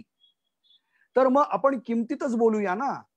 आपण जर किमतीतच बोलायचं एक वेगळ्या भाषेमध्ये, तर आपण दररोज 3 सिलेंडर ऑक्सिजन घेतो, तर 3000 रुपयाचं ऑक्सिजन आपण घेतो, तर आपण परत काही करणार आहोत का नाही? मग आपण पुढच्या पिढीला विना ऑक्सिजनच्या जगात टाकणार आहोत का? गलिच्छ पाण्याच्या जगात टाकणार आहोत का, की ज्या पाण्यामध्ये ऑक्सिजनच नाहीये? हे हा आपण या विकासाची मोजलेली किंमत आहे. ती आपण आरोग्यात ना. आता सध्या कोरोनाच्या काळामध्ये तुम्ही कुठल्या डॉक्टरला विचारा आजाराचं प्रमाण नेमकं किती आहे? ते खट्टकन डाऊन झालेलं आहे, कमी झालेलं आहे. का? कारण तुम्ही हवा प्रदूषित नाही, पाणी प्रदूषित नाही, त्यामुळे आजाराचं प्रमाण कमी आहे. मग आता उलट बघू की आजारातनं आपण आपली किंमत काय चुकवत असतो, काढूया. आपल्याकडं अजूनही या पद्धतीची मोजदाद केली जात नाही, आपल्याला ती सवय नाही भारतामध्ये.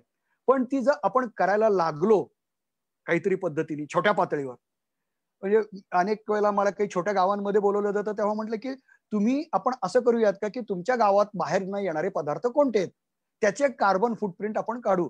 तुमच्याकडं सगळी पिकं कुठून येतात, तर आपण एक एक, आणि हे केलं जातंय युरोपमध्ये. त्यामुळे युरोप 2030 साली कर्बमुक्त होऊ शकतो, कचरामुक्त होऊ शकतो.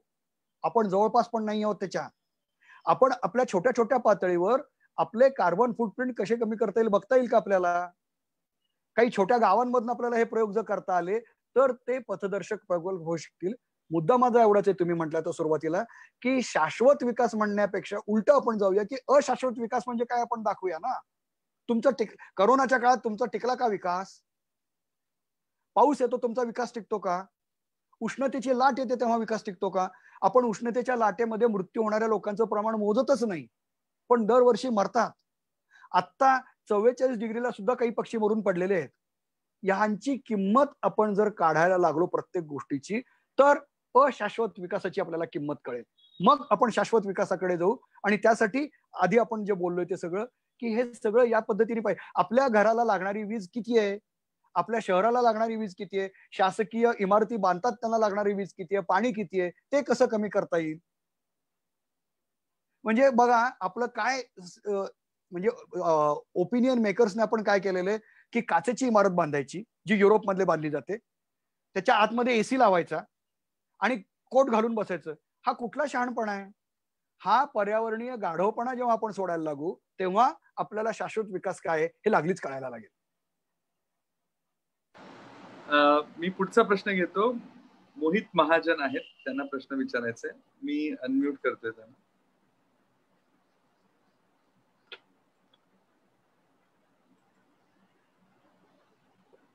मोहित प्रश्न विचार. मोहितजी प्रश्न विचार. सर क्योटो आणि पॅरिस करार ज्या दिलेल्या डेडलाईन मध्ये आता अशक्यप्राय वाटतोय, तर मग भारतासारख्या विकसनशील देशांनी जो उरलेला कार्बन अवकाश आहे तो लवकरात लवकर यूज करून म्हणजे पर्यावरणीय घटक आहे त्यांना अंतर्भूत करावं आणि नंतर मग पर्यायी विकासाचा विचार करावा असं एक म्हटलं जातं एक सायंटिफिक ग्रुप कडून. सायंटिफिक एव्हिडन्सेस दिले जात आहेत, तर हे कितपत योग्य आहे?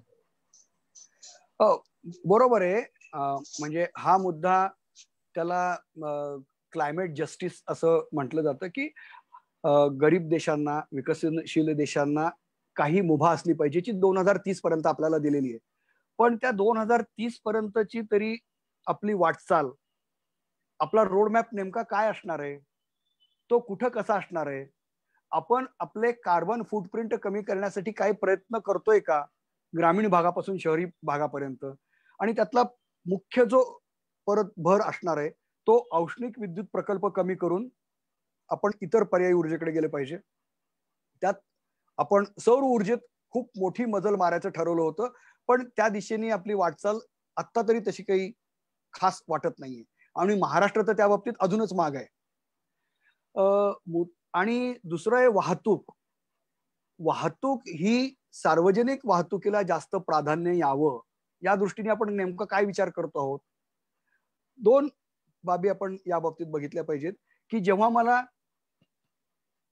सार्वजनिक वाहनांची खात्री वाटत नसते तेव्हा माझं खाजगी वाहन मला लागतं, आणि सार्वजनिक पाणी व्यवस्था जेव्हा खात्रीची नसेल तेव्हा मला स्वतःची विंधन विहीर घ्यायला लागते, बोरवेल घ्यायला लागते.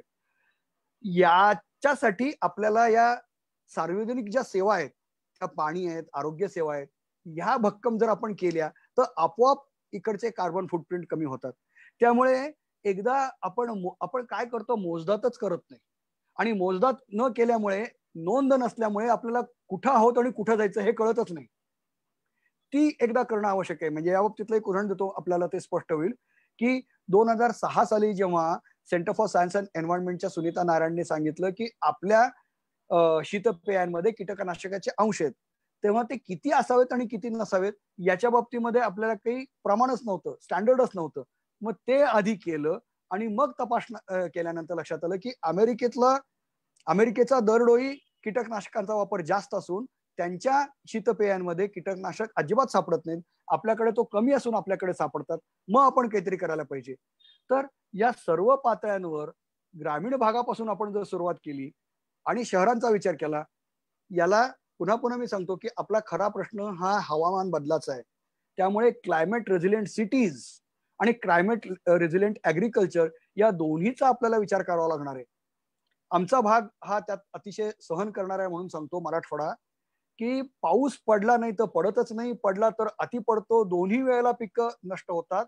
पण या क्लायमेट रेझिलियंट पिकं तयार करून शेतकऱ्यांना आपण कधी देणार आहोत हे जर प्रश्न आपण विचारले, पीक बदल कसा करता येईल, उशिरा आलं तर काय पीक घेता येईल, हे मार्गदर्शन जर तिथपर्यंत झालं तर आमचे शेतकरी वाचू शकणार आहेत.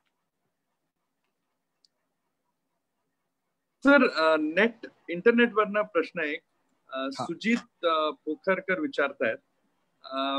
त्यांनी म्हटलं की कालच मोदींनी भाषण दिलंय आणि त्याच्यामध्ये स्वदेशीचा नारा दिलाय, तर आता स्वदेशीची डिमांड वाढणार आणि त्याचा स्थानिकांना, आणि तुम्ही मगाशी म्हणत होतात की स्थानिक पातळीवरती सोल्युशन्स काढली पाहिजेत, तर या सगळ्याचा पर्यावरणावर काय परिणाम होईल का, आणि वनौषधी, सेंद्रिय उत्पादने या सगळ्याची डिमांड वाढल्यास वगैरे, म्हणजे त्यांचं म्हणणं आहे की कालच्या भाषणामध्ये त्यांनी जी काय मांडणी केली त्याचा पर्यावरणावर चांगला परिणाम होईल का? त्यांचं डिझाईन जर स्पष्ट झालं तर ते आपल्याला अजून चांगलं समजू शकेल, कारण ते डिझाईन फक्त उद्योगापुरतं आहे का शेतीपुरतं आहे ते अजूनही स्पष्ट झालेलं नाहीये. ते जेव्हा होईल तेव्हा त्याविषयी बोलता येईल आपल्याला. ओके, मी पुढला प्रश्न सुनील गजाकोशांचा घेतो. सुनील, मी अनम्यूट करतोय, बोला सुनील, बोला. हा, नमस्कार सर. नमस्कार. खूप चांगली माहिती आहे. दोन गोष्टी मला, आता मगाशी कोणीतरी व्हेज नॉन व्हेज विचारलं आणि त्याबरोबर सस्टेनेबल मॉडेलचं जे काही, असं मला मुद्दा कनेक्ट करायचा आहे. या जगामध्ये गहू, मका, पाम तेल आणि अशा प्रकारचं उत्पन्न वाढतंय आणि त्याच्यासाठी इंडस्ट्रियलाइज शेती केली जाते आणि तेच फीड म्हणून जनावरांना खाऊ घातलंय. तिकडे व्हेज नॉनव्हेजचा मुद्दा आहे की इंडस्ट्रियलायझेशन ऑफ फूड प्रोडक्शन आहे, कारण की सगळ्या मॉलमध्ये व्हीट बेस आणि कॉर्न बेस्ड फूड असल्यामुळे आणि त्याची इंडस्ट्री शेती केली असल्यामुळे त्याचा काय परिणाम होतो. एक दुसरं असं आहे की जे आपण लिथियम बेस्ड बॅटरी वापरून सस्टेनेबल इलेक्ट्रिक कार किंवा अशी जी काही सोल्युशन दिले जातात त्याच्या मागचं जे काही एनर्जी कन्झम्पशन आहे त्याच्यावरती सुद्धा काही लोक असे म्हणायला लागले की जे आपण हे सस्टेनेबल डिझाईन नाहीये, त्याच्यामध्ये पण एनर्जी कन्झम्पशन ऑलमोस्ट तेवढी आहे. त्याबाबतीत तुमचं काय म्हणणं आहे? आधी गव्हाचा मुद्दा घेतो. गहू हे आपल्या देशातलं अतिशय लाडावलेलं पीक आहे आणि त्याची कारणं परत स्थानिक आहेत. म्हणजे पंजाब आणि हरियाणाला दुखावणं कोणालाही अजिबात झेपणार नाही. त्यामुळे फूड कॉर्पोरेशन ऑफ इंडिया हे गव्हाची पूर्ण खरेदी करत असतं. बाकी कुठल्याही पिकाला हे भाग्य लाभलेलं नाहीये. आणि त्यामुळे आणि जसं परत तोच प्रश्न आहे की आपली आर्थिक परिस्थिती जशी उंचावत जाते तसतसा आपला भाकरीकडनं गव्हाकडे वाटचाल होते. आणि आपलं शासकीय धोरणही तसंच आहे. स्वस्त धान्य दुकानामध्ये ज्वारी बाजरी यांना कमी महत्व दिलं जातं आणि म्हणून बाजारू अर्थव्यवस्थेमध्ये गव्हाला जास्त महत्व आलं आणि जाहिरातीमुळे आपण गव्हाचे पदार्थ जास्त वापरतो. दुसरा मुद्दा तुमचा अतिशय महत्वाचा होता तो म्हणजे पामचा. तर ते तर जागतिक अर्थकारणच आहे. आपल्याला कल्पना आहे की इंडोनेशियामध्ये खूप मोठ्या प्रमाणामध्ये जंगल नष्ट केलं जातं ते पाम लागवडीसाठी. कारण पामचं पीक खूप पटकन येतं आणि वर्षातनं त्याला खूप चांगलं उत्पादन मिळतं, त्याला भाव चांगला मिळतो आणि पूर्ण जगामध्ये भारतामध्ये विशेषतः जास्त सगळीकडे पाम मिसळलं जातच. हे शरीराला घातक जरी असलं तरी अतिशय स्वस्त असल्यामुळे खूप मोठ्या प्रमाणामध्ये आपण ते तेल आयात करतो. त्यातनं जेव्हा आपण मुक्त होऊ ते खरं खूप आपल्यासाठी चांगलं असेल, पण त्यासाठी वेगळं धोरण लागणार आहे. मुद्दा हा आहे की सध्या एका पद्धतीने नववसाहतवाद आहे. हे जे मोठ्या कंपन्या आहेत त्यांच्यासाठी इंडोनेशिया काय आफ्रिका काय या कॉलन्या आहेत आणि तिथं ते पाहिजे ते उत्पादनं घेतात. जे एशियन पल्प पेपर इंडस्ट्रीज म्हणून जी आहे चीनमधली मोठी कंपनी जिची इंडोनेशियाशी सहभागी आहे, हे वर्षानुवर्ष जंगल जाळतात आणि सिंगापूरने हे सिद्ध करून दाखवलेलं आहे. म्हणजे हा एक खूप मोठा व्यापक कट असतो. त्यातलाच एक भाग हा पाम तेलाचा वापर वाढवण्याकडे आणि त्यामध्ये या मॉल कंपन्या पण सहभागी असतात. म्हणून पाम तेल आणि आपल्या न कळत आपण जे काही तेल वापरतो त्यामध्ये पाम तेल मिसळलेलं असतंच सहसा. तर हा त्याचा भाग आहे. याविषयीची जागरूकता ही आपल्याकडं शिक्षणातनच आली पाहिजे आणि ती अगदी शालेय पातळीपासून जेव्हा येईल तेव्हा आपली पुढची पिढी या बाबतीमध्ये जागरूक व्हायला लागेल की प्रत्येक गोष्टीची किंमत काय आहे. जी पुन्हा पुन्हा सांगतो की युरोपमधल्या लहान मुलांना कळते. तुम्ही त्या ग्रेटाची तिच्या सहकाऱ्यांची भाषणं काढून बघा. आता तिच्याबरोबर जगातल्या जवळजवळ 50-60 देशांमधल्या मुलांनी आपापल्या सरकारांवर केसेस केलेले आहेत की तुम्ही पर्यावरण जपा. त्यामध्ये हे सगळे मुद्दे येतात. तर आधीचे तुमच्या 2 मुद्द्यावर मला वाटतं या पद्धतीने आपल्याकडे बघायला लागेल. आणि नंतर तुम्ही लिथियमच्या बाबतीमध्ये म्हणताय ते बरोबर आहे. काही जण असा आक्षेप घेत आहेत की हे काही शाश्वत नाहीये आणि त्यामुळे उलट ते घनकचऱ्यामध्ये वाढ होतीये. त्या बाबतीत असं सांगितलं जातंय वैज्ञानिकांकडनं तंत्रज्ञांकडनं की सोलर पॅनलच वरचे वर जर खूप खूप स्वस्त होत गेले आणि आपल्याला डायरेक्ट जोडता आले तर तो एक मुद्दा आहे. आणि बॅटऱ्यांच्या बाबतीमध्ये पण नॅनो टेक्नॉलॉजीमुळे जर काही नवीन मटेरियल हाताशी आलं तर हे सगळंच खूप मिनिएचरायझेशन होईल आणि ऊर्जा खूप अतिशय कमी लागेल. आणि या बाबतीतलं एक अंदाज असा आहे की 2028 सालापर्यंत कदाचित सर्व ऊर्जा महाग पडतील इतकी सौर ऊर्जा स्वस्त होईल. म्हणजे कोळशाची ऊर्जा पण महाग वाटायला लागेल, अणुऊर्जा महाग वाटायला लागेल. इतक्या प्रमाणात सौर ऊर्जा स्वस्त होत जाणार आहे असा एक अंदाज आहे. याला डिस्ट्रप्टिव्ह टेक्नॉलॉजी असं म्हटलं जातं. ओके सर, मी पुढचा प्रश्न घेतो. नियाज आहेत आपल्या बरोबर. नियाजना प्रश्न विचारायचा आहे आणि मी अनम्यूट करतो त्यांना.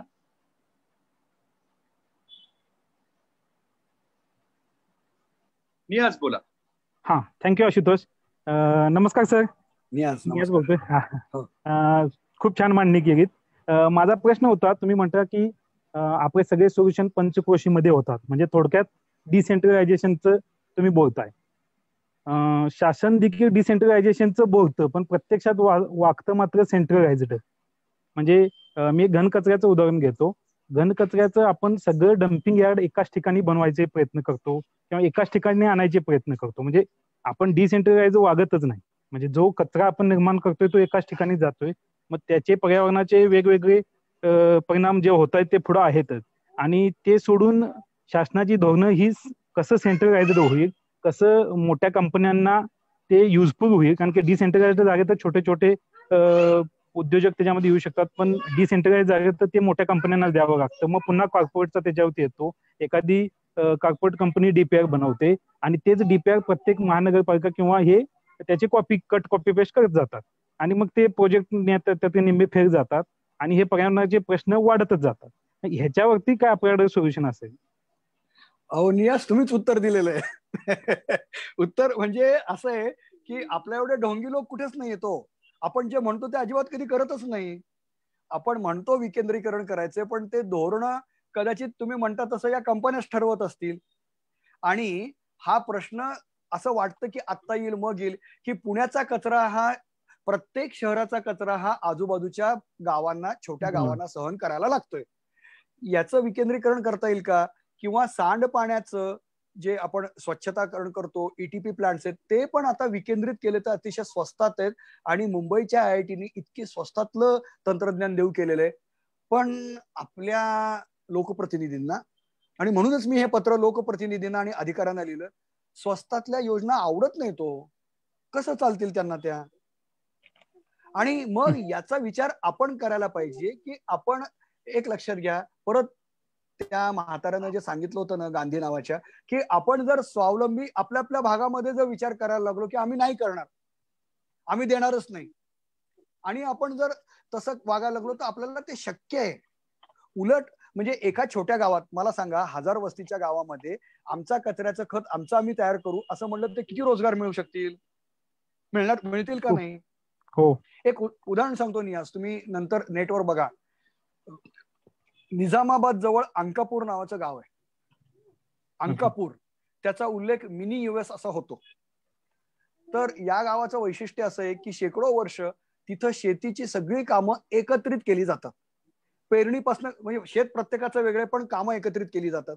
परिणामी जे एरवी आपल्या शेतकऱ्यांचं दुःख काय, की घेताना किरकोळ भावात घ्यायचं आणि विकताना ठोक भावात, म्हणजे दोन्हीकडनं शेतकरी नागावला जातो. हे तिथं होत नाही. आणि तिथं बियाणं उत्पादन केंद्र आहेत, तिथं व्हॅल्यू एडिशन होते, तिथं हळद तयार होते. तर हे फक्त एकत्रित आल्यामुळं होतंय. हे जर आपण लक्षात, छोटा शेती ही परवडणारी नाहीये. त्यामुळे तुम्ही कोणत्या ना कोणत्या पद्धतीने एकत्र आला तरच जगू शकू, हा आपल्याला अर्थ काढून आपण जर बघायला लागलो तर सगळ्याच गोष्टी, आपला घनकचरा, पाणी, याचं काय करायचं हे आपण नक्कीच करू शकतो. सर, एक फेसबुकवर प्रश्न आहे. त्यांनी म्हटलं, पण त्याचं उत्तर जवळजवळ, म्हणजे आता तुम्ही तुमच्या ह्याच्यात झाला, मी प्रश्नाचा उल्लेख फक्त इथे करतो. राहुल चव्हाण विचारतायत की प्लास्टिक आणि पॅकेजिंग इंडस्ट्रीज या थ्रेट्स आहेत, नवीन थ्रेट्स म्हणून उदयाला आल्यात, आणि restricting them at personal level is one thing.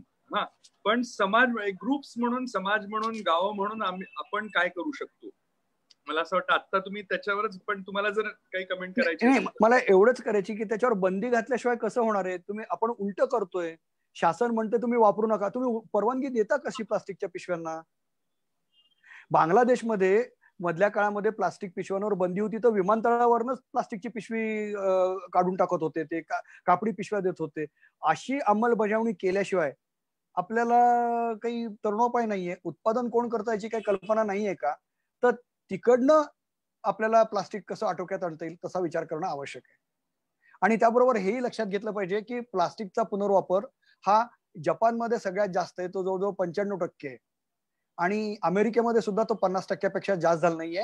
आणि त्यामुळे जगातला सगळ्यात महाकाय कचऱ्याचा पर्वत हा लॉस एंजल्सला आहे. त्याच्याबद्दल कधीतरी सर्च टाकून बघा. म्हणजे अमेरिकेला सुद्धा घनकचऱ्याची विल्हेवाट लावता येत नाहीये. तर आपण या पद्धतीने पुनर्वापर केला आणि लहान मुलांना सांगितलं तर प्लास्टिकचा पुनर्वापर नक्की होऊ शकतो. स्मिता गांधी मॅमनी मगाशी हात वरती केला होता. मी तुमच्याकडे येतो. स्मिता गांधी मॅम, तुम्हाला प्रश्न विचारायचा आहे का? हो, विचारायचं आहे. ऐकू येतंय? हो, येतंय मॅम. बोला बोला. आवाज ऐकू येतोय? हो हो, येतोय व्यवस्थित. येतोय ना? हा हा, मला अतुल, हे सगळं ऐकताना दोन गोष्टी समोर दिसत होत्या. कारण आपण कोविड नंतर, म्हणजे कोरोना आधीचा आणि कोरोना नंतरचा पर्यावरण समस्या असं आपण म्हणतो. तर कोरोना नंतरची जी भांडवलशाहीची व्यूहरचना आहे, ही व्यूहरचना काही मोठ्या प्रमाणात बदलणार आहे का? कारण भांडवलशाहीचं जे स्वरूप आहे, जे काही व्यापार, मोठी शहरं आणि त्याच्यामुळे निर्माण होणारे अनेक पर्यावरणाचे प्रश्न, हे असे इतके गहन आहेत की ते तुम्ही स्थानिक पातळीवरती आपण छोट्या छोट्या गोष्टी करायचं म्हटलं, छोट्या गोष्टींनी काही सुरुवात होऊ शकते, परंतु मुख्य प्रश्नांना हात घातला जात नाही. तर याच्या बाबतीमध्ये तुम्ही आणखी थोडंसं काही विस्ताराने सांगाल का? काय आपल्याला वाटतं की खरंच अर्थव्यवस्थेचं काही स्वरूप बदलणार आहे का, आणि त्याच्यामुळे काही अधिक पर्यावरण स्नेही अशा काही धोरणांची आखणी, मग ते तिसऱ्या जगातली राष्ट्र, आपल्यासारखी राष्ट्र असो, तिसऱ्या किंवा चौथ्या, आणि युरोपमध्ये थोडी जागरूकता आहे तुम्ही म्हणताय, हे बरोबर आहे, पण अमेरिकेने घुमजाव केलेला आहे मोठ्या प्रमाणामध्ये. म्हणजे धोरणात्मक पातळीवरती आपल्याला जाणवत नाहीये की त्या पद्धतीची गुडविल ही तयार होतीये. तर ह्या ज्या समस्या आहेत ह्याच्याकडे कसं बघायचं? खूप महत्वाचा प्रश्न आहे तुमचा. कोरोनाच्या आधी आणि नंतर त्यामध्ये खूप काही फरक पडेल अशी शक्यता आत्ता वाटत नाही. झाली तर एकच होऊ शकते की परिस्थितीनेच इतकं बंधन आणलेलं असू शकतं या कंपन्यांवर की त्यांना काही हालचाल करता येत नाही. जसं काही कंपन्या, पण त्या खूप छोट्या कंपन्या असू शकतात की त्यांना खर्चात कपातच करावी लागते, तर ती खर्चात कशी कपात करायची असा प्रश्न काही जणांना येईल. पण परत आपण ज्या महाकाय कंपन्यांविषयी म्हणतोय, 20 तेल आणि कोळशाच्या कंपन्या ज्यांच्या ताब्यात जग आहे, त्यांना उलट काहीही करून, म्हणजे आता ते एकत्र येऊन त्यांनी तेलाच्या भावाचं काय केलं हे आपण पाहिलं, तर त्यांना याचा खप वाढवतच न्यायचा आहे. आणि तसं म्हटलं तर त्यांना पाठबळ अमेरिकेचं आहे. अमेरिकेचे धार्जिणे जे काही इंग्लंड आहे, न्यूझीलंड आहे, ऑस्ट्रेलिया आहे, या देशांचे. फक्त युरोप वेगळे.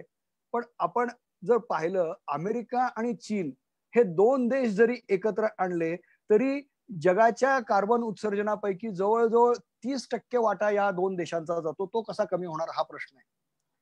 आणि त्यांची जी काही स्पर्धा, उलट या काळामध्ये त्यांची जी स्पर्धा अति वाढीला लागलेली आहे आणि त्यातून ते युद्धाकडे जातात का काय अशी पण शक्यता निर्माण होतीये.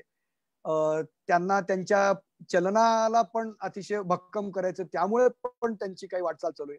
हे सगळं पाहता फार काही याच्यामध्ये बदल पडेल असं काही वाटत नाहीये. एकंदरीत आपण हेच लक्षात घेतलं पाहिजे की परिस्थितीमुळं आपण बदल म्हणजे परिस्थिती भाग पाडते बदल घ्यायला. स्वेच्छेनं म्हणजे नीतिमत्ता किंवा आदर्शवाद यामुळे बदल फार क्वचित होतात, असे होत नसतात. आणि ते वैयक्तिक पातळीवर व्हायला पाहिजेत. वैयक्तिक पातळीवर असे प्रयत्न आणि असा दबाव आला तर, जो अमेरिकेमध्ये मोठ्या प्रमाणात आज नोम चॉम्स्की बोललेले आहेत, परवा ओबामा बोललेले आहेत, यामुळे जर दबाव तिकडं येत गेला, तशी चीनमध्ये होण्याची शक्यता नाही. पण ब्राझील काय, आपल्याला कल्पना आहे की गेल्या वर्षी जवळजवळ 3 लाख हेक्टर जंगल नष्ट झालं आगीमध्ये.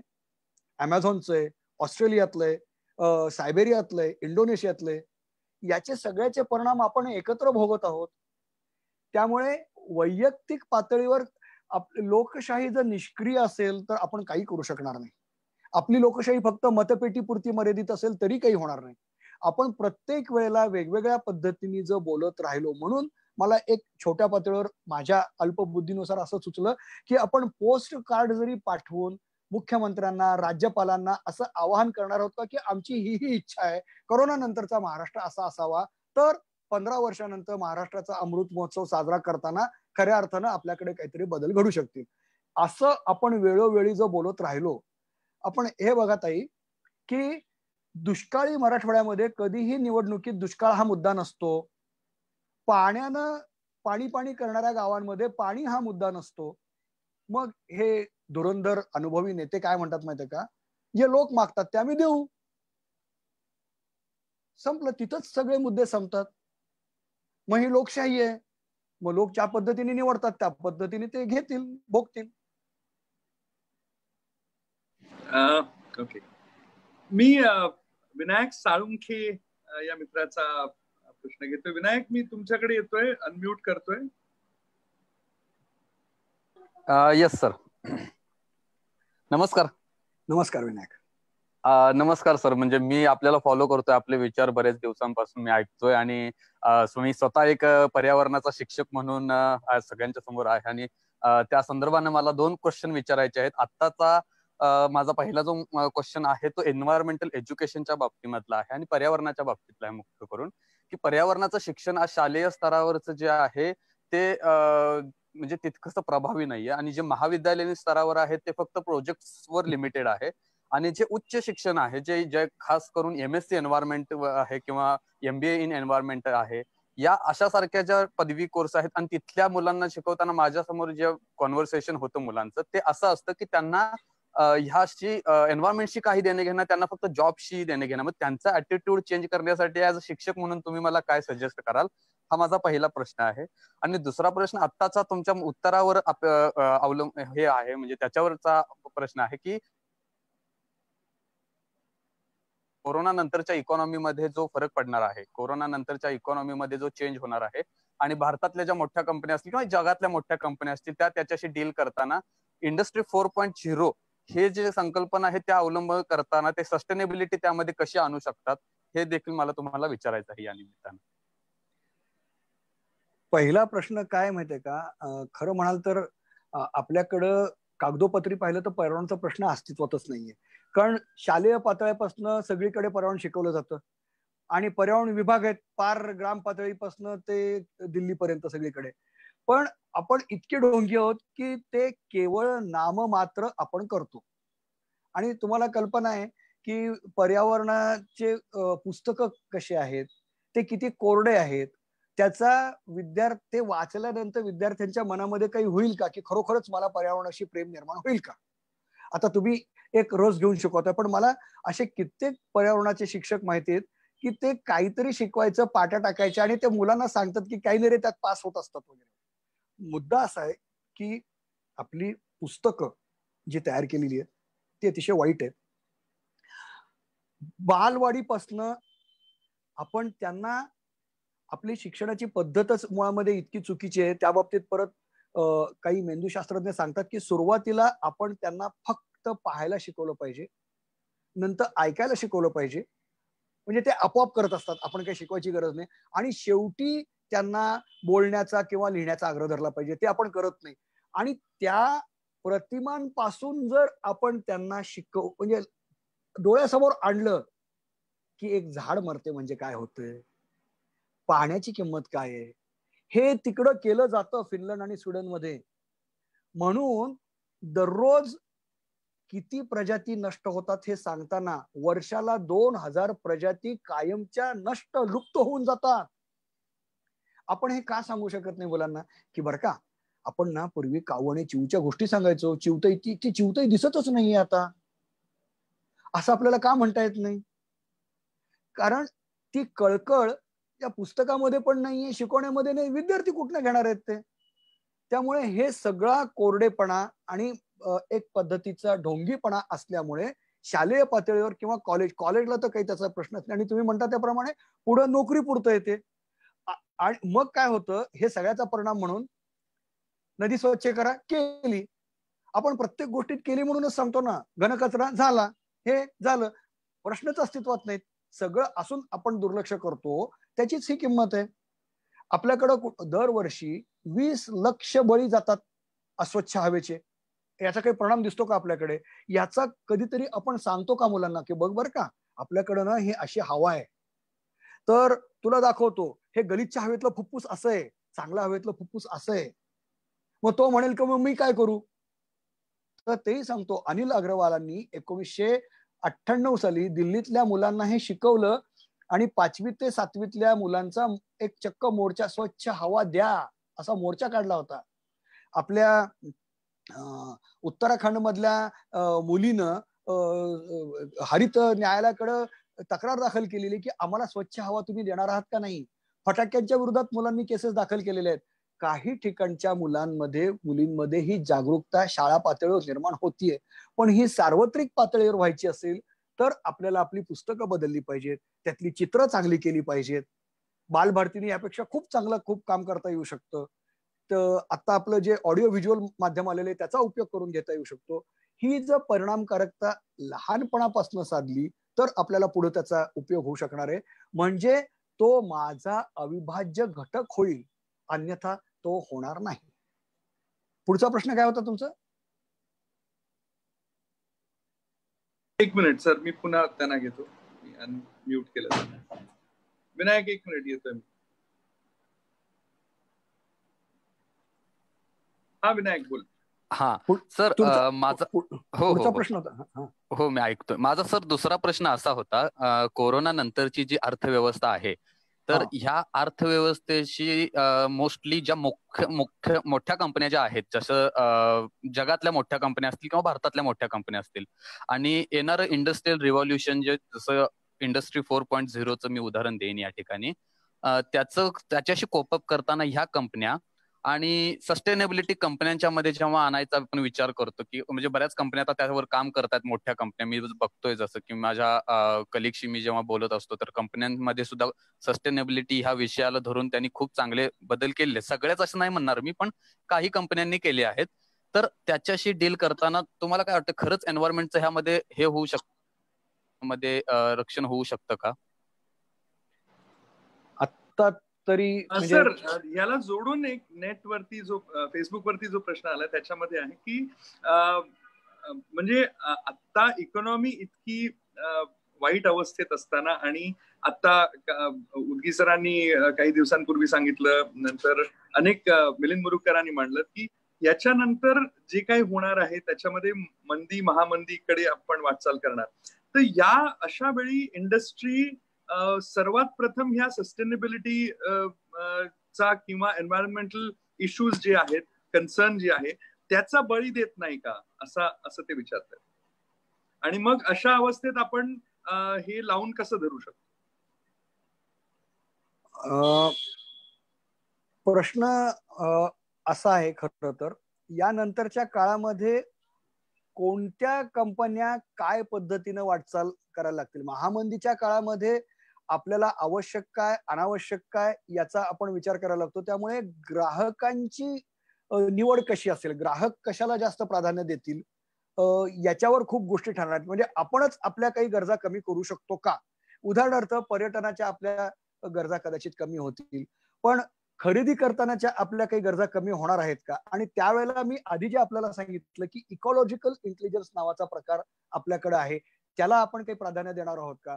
आपण इतके वर्ष जे गुणात्मक बघत होतो, इंटरनॅशनल स्टँडर्ड, इंडियन स्टँडर्ड, त्याच्याऐवजी या पद्धतीनं पाय जो आहे त्याचा काही आपण विचार करणार आहोत का? हा होईल.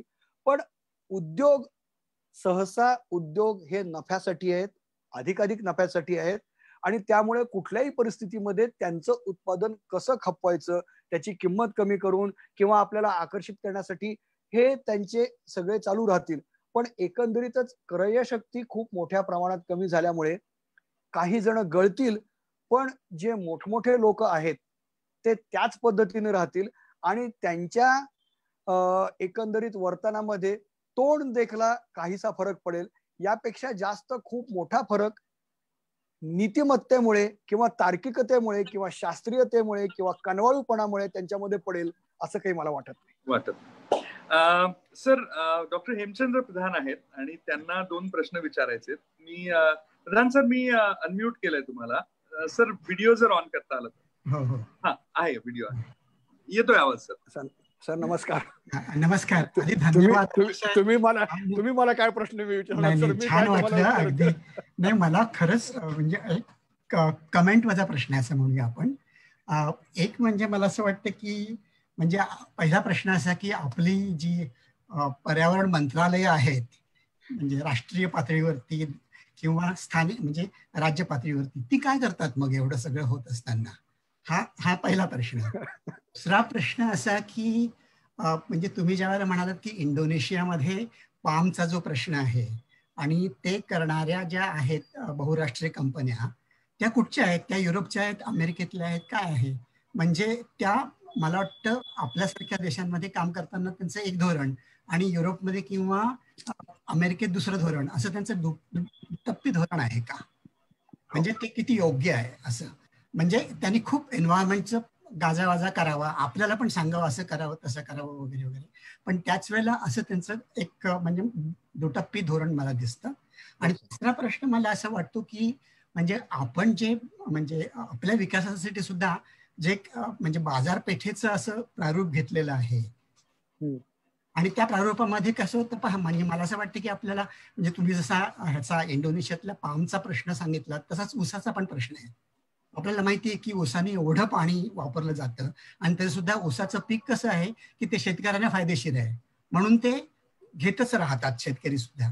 मग ही जी कॉन्ट्रडिक्शन आहे, ही कॉन्ट्रडिक्शन आपल्याला कशी रिझॉल्व्ह करता येईल की बाजारपेठीय जी आपली म्हणजे अर्थव्यवस्था आहे त्याच्यामध्ये हे निहितच आहे, त्याच्यामध्ये म्हणून ती बदलायलाच पाहिजे का शेवटी, हा प्रश्न आहे. त्याच्याच बाबतीत मला आणखीन एक छान उदाहरण पटकन सुचतंय ते म्हणजे मोटर गाड्यांचं. म्हणजे आपला विकास जास्तीत जास्त जोराने व्हायला पाहिजे म्हणून मोटरींचं उत्पादन पण जास्त पाहिजे असं दिवसेंदिवस सांगत चाललो आहोत. आणि दुसऱ्या बाजूला शहरांमध्ये त्याच मोटर गाड्यांनी प्रचंड वाहतुकीचे आणि एकंदर प्रदूषणाचे वगैरे प्रश्न निर्माण केले आहेत. तर त्याच्यासाठी तुम्ही म्हणाल त्याप्रमाणे सार्वजनिक आपल्याला वाहतूकच वापरायला पाहिजे. मग हे कसं रिझॉल्व्ह करायचं की हे रिझॉल्व्ह करण्यासाठी शेवटी आपल्याला एक लोक चळवळ उभारून म्हणजे जितकं जमेल तेवढं करायला पाहिजेच, पण शेवटी हे म्हणजे संबंध अर्थव्यवस्था बदलायला पाहिजे की काय?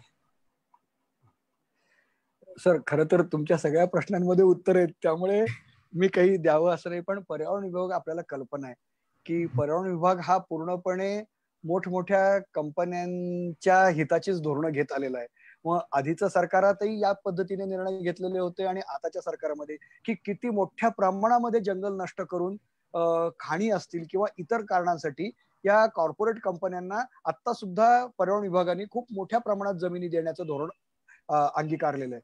आणि त्याबरोबरच एक मुद्दा आहे सर की आपण कायम जागतिक पातळीवर जागतिक परिषदांमध्ये एक धोरण घ्यायचं, पोल्युटर शुड पे, प्रदूषकांनी भरपाई दिली पाहिजे. आणि आपला रोख असायचा अमेरिका, चीन यांनी आणि युरोप यांनी आजपर्यंत प्रदूषण केलेलं आहे, तर तुम्ही ती भरपाई द्या. मग त्याची एक मेकॅनिझम होती जी 2015 नंतर पूर्णपणे नष्ट झाली, क्लीन डेव्हलपमेंट, म्हणजे गरीब देशांना एक काहीतरी तुम्ही त्याचा निधी द्यावा.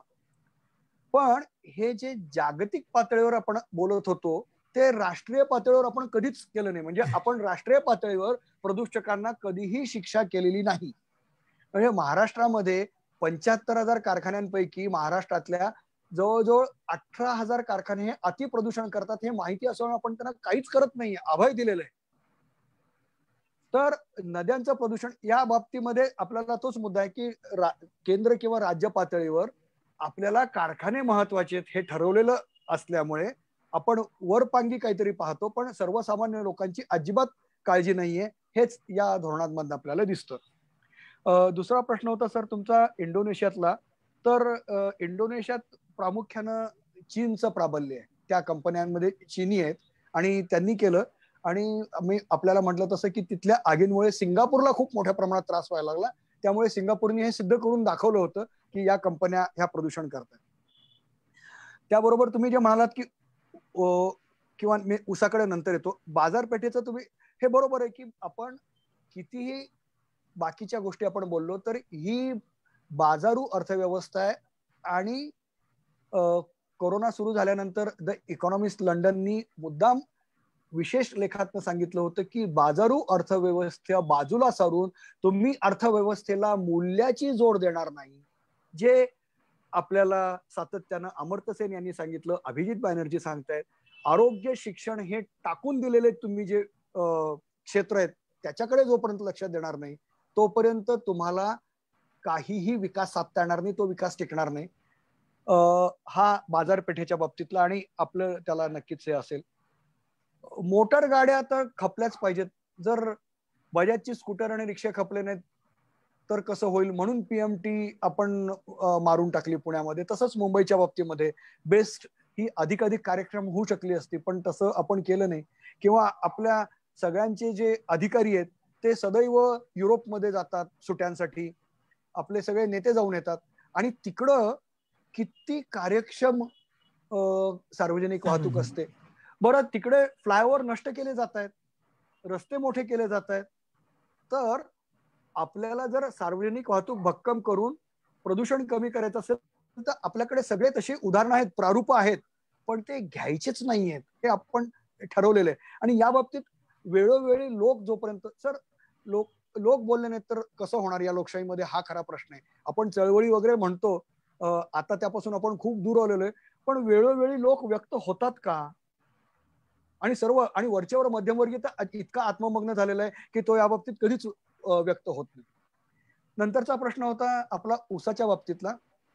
ऊसाच्या बाबतीत हेच की जसं गहू हे लाडावलेलं पीक आहे, तसं म्हणजे पिकांची जर आपण वर्ण व्यवस्था पाहिली तर त्यातले हे अतिशय उच्च वर्णातले आहेत, ऊस आणखीन गहू. त्यांना जेवढे लाड मिळतात, सवलती मिळतात, तेवढ्या कोणालाच मिळत नाही. पण काय होतं सर की पूर्वी आपण असं समजायचं की ऊस लावणारा हा बागायतदार आहे मोठा, तसं आता नाही राहिलेलं. म्हणजे मराठवाड्यासारख्या, आता लातूर जिल्ह्यामध्ये 1982 साली एक साखर कारखाना होता, आता 11 साखर कारखाने आहेत. म्हणजे जो मराठवाडा दुष्काळानं होरपळतोय त्या मराठवाड्यामध्ये 1982 ला 20 कारखाने होते, आता 70 कारखाने आहेत मराठवाड्यामध्ये पूर्ण. तर हे यामुळे लातूर मधलं परत सांगतो, आमच्याकडे पाण्याची पातळी 1500 फुटापर्यंत आम्ही गेलेलो आहोत आणि 600 फूट हे सरासरी पाणी लागतं. पण असं असूनही होतं असं की जर त्या शेतकऱ्याला मुलाचं शिक्षण करायचं असेल, बायकोला साडी घ्यायची असेल आणि लग्न करायचं असेल तर ऊस लावायला पर्याय नाही. कारण भावच तसा मिळतो. एका एकरमध्ये तसं उत्पन्न मिळणारं तुम्ही काहीतरी सोय दिली का? बाजारातनं संदेश काय जातोय? ऊस घेतल्याशिवाय पर्याय नाही. त्यामुळे तुम्ही कितीही तत्वज्ञान सांगा, कितीही नीती सांगा, त्यांनी लावलं होतं ना, तूर लावली होती, तुरीचं वाढवा म्हणून आवाहन केलं, तूर लावली आणि तूर लावल्याबरोबर तिकडनं तूर आयात झाली मोझांबिक मधनं, ब्रह्मदेश मधनं, तुरीचे भाव पडले, पुन्हा तो कशाला तूर लावेल? म्हणजे एकीकडे आपलं तेलबिया आणि डाळींचं आयात वाढते आणि त्यावेळेला आपल्याकडच्या शेतकऱ्यांच्या आत्महत्या वाढतात. याचा जर विचार करून काही धोरण आखलं गेलं तर आणि तरच शेतकरी हे दुसऱ्या पिकांकडे वळतील. कोणालाही ऊस घ्यायला काही फार आवड नाहीये, पण तसं धोरण असलं पाहिजे तरच त्याच्यापासून लोक दूर जातील. धन्यवाद सर. सर प्रश्न काही जे आहेत फेसबुक वरनं पण एक प्रश्न आहे, पण त्याच्या आधी आपण या ग्रुप डिस्कशन मधला एक प्रश्न घेऊया. सुजयला प्रश्न आहे. सुजय, मी तुमच्याकडे येतोय आणि त्यानंतर एक मी काही प्रश्न घेतो पण अनम्यूट. येस सुजय, बोला. सर नमस्कार.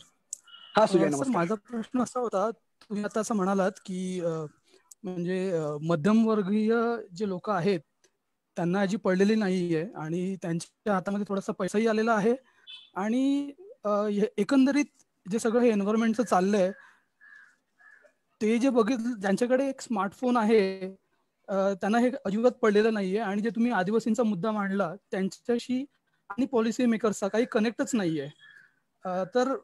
तर मग कुठल्या सेक्टर पासून आपण सुरुवात करायला पाहिजे जर आपल्याला काहीतरी पर्यावरणाच्या दिशेने जायचं असेल तर? बिकॉज ते पॉलिसी मेकरला आपण कसे काय हलवू शकणार आहोत? एक खूप वेगळा मुद्दा मांडतो इथं. सगळे अनेक या क्षेत्रात विचार करणारे लोक आहेत, पण माग कुमार केतकर असं म्हणाले होते आणि आपल्याला माहिती आहे ते किती खोलवर विचार करतात आणि ते किती ज्ञानी आहेत, की प्रबोधनाचा काळ खरं तर संपलेला आहे, पण आपण सातत्यानं फक्त प्रबोधन करण्याचं काम करतो आणि त्याचा काही फार परिणाम होत नाही. अशा वेळेला परत गांधीजींनी सांगितल्याप्रमाणे आपल्याला कृतीच करावी लागेल. आपण वेगळ्या पद्धतीने काही उद्योग किंवा सेवे तरुण मुलांनी विशेषतः जर यामध्ये उतरले, आदिवासींना घेऊन उतरले, आता तर इतक्या पद्धतीने आपल्याला सर्व प्रकारच्या सोयी आहेत, म्हणजे परत या माध्यमातनं इंटरनेट आणखीन या सगळ्या ह्याच्यातनं की आपण वाटेल त्या गोष्टी विकू शकतो, बाजारात आणू शकतो आणि त्याला वेगळ्या पद्धतीचं मूल्य लाभू शकतं. म्हणजे जे पर्यावरणीय दृष्ट्या शाश्वत आहे, जे पर्यावरणावर कमी हानी करणार आहे आणि जे आदिवासींचा विकास करणारे, स्थानिक भागाला बळकट करणारे अशा वस्तू आणि सेवाची निर्मिती, विक्री आणि सेवा हे नवीन पद्धतीने करणं हे खरं तर ग्रामीण भागापुढचं एक आव्हान आहे. म्हणून मी आधी अंकापूरचं आपल्याला उदाहरण दिलं की अशी उदाहरणं आहेत. आपल्याला सहकार पद्धतीची शेती करता येणार नाही का? आपल्याला तिथं उत्पादन वाढीसाठी खूप चांगल्या पद्धतीने प्रयत्न करता येणार नाहीत का? त्यानंतर एक ग्रामीण भागामध्ये वेगळ्या पद्धतीच्या सेवा, बलुतेदारी जर जुनी झाली, गावगाडा हा जुना झाला, तर नवीन त्यांनी आपण काय केलेलं नाही तर काय होते की गावामध्ये काही सेवाच नाहीये. त्या चांगल्या, आता ही संधी आहे. एक आपण लक्षात घेऊया की 1982च्या गिरणी कामगारांच्या संपानंतर अनेक कामगार जेव्हा गावाकडे परत गेले, विशेषतः कोकणामध्ये, त्यांनी काही वेळेला त्यांच्या भागामध्ये खूप चांगली कामं केलेली आहेत. तशी आपल्याला करता येऊ शकतात वेगळ्या पद्धतीच्याच आपण, आणि ते खूप सोपं आहे समजून घ्यायला. पण यांना त्यामध्ये समाविष्ट करून आपल्याला हे करता येईल का? एक उदाहरण देतो मुद्दाम, म्हणजे त्यातलं स्पष्ट करण्यासाठी. पाल्पू पुष्पांगदन नावाचे त्रिवेंद्रमला नॅशनल बॉटॅनिकल रिसर्च इन्स्टिट्यूटचे डायरेक्टर होते आणि ते जंगलामध्ये सदैव भ्रमंती करायचे वनस्पतींचा अभ्यास करण्यासाठी. आणि त्यांच्यासोबत काही आदिवासी तरुण मुलं सतत असायचे आणि ते जाता जाता एक फळ खायचे आणि म्हणे की, ते विचारलं त्यांनी, ते म्हणे नाही, यांनी आम्हाला खूप शक्ती येते, ताजं वाटतं. त्यांनी ते फळ घेतलं, त्याचं विश्लेषण केलं आणि ते केल्यानंतर त्या काढणी जमातीला त्याचं उत्पादन करायला लावलं. आर्यवैद्य फार्मसीला सांगून ते बाजारात आणलं, आरोग्यपच्य नावाने, जीवनी या नावाने, आणि ते अतिशय उत्तम प्रभावीरित्या विक्री त्याची झाली. म्हणून 2000 सालच्या जोहान्सबर्गच्या जागतिक वसुंधरा परिषदेमध्ये जगातलं पहिलं इंटेलेक्च्युअल पेटंट जे होतं हे एका जमातीला सार्वजनिकरित्या मिळालं गेलं आणि त्यांचा तिथं सत्कार झाला होता. अशी आपल्याला अनेक उदाहरणं घेता येऊ शकतात. हे जर आपण केलं तर ती आपली एक वेगळ्या पद्धतीची शक्तिस्थानं तयार होऊ शकते. ओके, मी आता म्हणजे प्रश्न जे आहेत, बरेचसे प्रश्न आपण हाताळलेले आहेत. मी आता कुमार केतकरांकडे जातो. हा, केतकर सर दिल्लीहून आहेत इथे आणि त्यांच्या कमेंटसाठी. केतकर सर, तुमचा आवाज येत आहे? हा, बोल. हा सर, नाही तुमच्या आपण हो एखादा प्रश्न नंतर आहे, पण तुमच्या कमेंटसाठी आम्ही तुमच्याकडे. कमेंट, प्रश्न काय विचारणार सर? मला काहीतरी काय काय मला नाही कळलं. नाही मी तुम्हाला, तुम्ही मला काय प्रश्न विचारू शकाल असं मी म्हटलं. तुमचा हात तिथे नाही, तुम्ही इलेक्ट्रॉनिकली हात हे केला होता म्हणून. नाही, मी फक्त तो जो प्रश्न होता त्यांनी सांगितलं ते, मग नक्की कोणत्या स्तरावरती, की ज्याला प्राईम मुव्हर्स म्हणतात for transformation, which are the prime movers who will bring about change in perception and change in policy. त्याचा जो मध्यमवर्गाचा सुजायचा जो प्रश्न होता, त्या कॉन्टेक्स्ट मध्ये मध्यमवर्ग तर काय आता कन्व्हिन्स होण्याच्या परिस्थितीत राहिलेला नाही. आणि प्रत्येक सरकार जे आहे ते सरकार पॉप्युलिझम साठी किंवा शेतकऱ्यांना ऊस वाढवणाऱ्या, गहू वाढवणाऱ्यांना जर सवलती देत राहिलं, कारण त्यांना मतं मिळून निवडून यायचं आहे, तर मग प्राईम मुव्हर ऑफ ट्रान्सफॉर्मेशन कोण, आणि जगामध्ये आता कोणत्या देशामध्ये अशा प्राईम मुव्हर्सनी ते ट्रान्सफॉर्मेशन पॉलिसी लेवलला आणि परसेप्शन लेवलला घडवून आणलंय, याला एक कुठेतरी आपल्याला आयकॉनिक उदाहरण आहे. अरे बापरे. प्राईम मुव्हर्स कोण हा खरं तर प्रश्न आहे. मध्यम वर्ग नाही हे नक्की आहे. कदाचित मला असं वाटतं की गावातला जो तरुण वर्ग आहे आणि जो निम्न मध्यम वर्गातला आहे तोच यातला प्राईम मुव्हर ठरू शकतो. कारण आपण म्हटल्याप्रमाणे त्याला हारायचं काही नाही, त्याला काहीतरी करणं आवश्यक आहे. त्यामुळे सुजय जो म्हणत होता, तर गावातले बेकार आणि काही करू इच्छिणारे मुलं जे मोठ्या प्रमाणामध्ये सध्या कुठं पोलीस भरतीसाठी, मिलिटरी भरतीसाठी, MPSC साठी प्रयत्न करतात, त्यांना ही संधी आता मिळत नाहीये असं वाटल्यानंतर या गोष्टीकडे ते वळू शकतात, अशी एक शक्यता दिसते. तुमचं जे दुसरं होतं सर, त्यातला युरोपमध्ये हे जे झालंय ते अनेक कारणांमुळे झालंय आणि मुख्य म्हणजे तिथल्या राज्यकर्त्यांना ती गरज वाटलेली आहे. त्यांच्यावर दबाव पण आलेला आहे आणि राज्यकर्त्यांनाही गरज वाटलेली आहे आणि त्यामुळे तिथं ट्रान्सफॉर्मेशन होताना दिसते. तिथल्या कॉर्पोरेट कंपन्या सुद्धा, म्हणजे करोना प्युमा सारख्या कंपनीनी असं ठरवलं की आम्ही आमचे कार्बन फुटप्रिंट आणि इकॉलॉजिकल फुटप्रिंट करणार आहोत कमी, आणि तिथं ते जे स्टँडर्ड्स तयार करण्यात आलेले आहेत आणि या बाबतीत मला असं वाटतं की युरोप हा सर्व पद्धतीने, म्हणजे युरोपमधली आरोग्य व्यवस्था, आपण जगातल्या चांगल्या आरोग्य व्यवस्थेमध्ये जर बघितलं तर त्यामध्ये परत स्वीडन, फिनलंड, नॉर्वे, जर्मनी हेच देश येतात. तर ते सर्वच बाबतीमध्ये वेगळ्या पद्धतीने विचार करतायत आणि तसा तिथल्या राज्यकर्त्यांवर लोकांचाही बऱ्यापैकी दबाव आहे अशी माझी समजूत होतीये. पण तरी देखील हे हाणून पाडण्यासाठी तिथं सुद्धा फॉसिल फ्युएल कंपन्यांचे खूप मोठ्या प्रमाणात प्रयत्न चाललेले आहेत.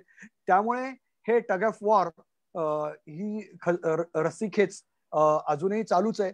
तरी देखील युरोपमध्ये याला सध्या जे यश मिळते ते बाकीच्या देशांपेक्षा बऱ्यापैकी जास्त आहे. फक्त एकच पॉइंट आहे, बोलू का? हो हो सर.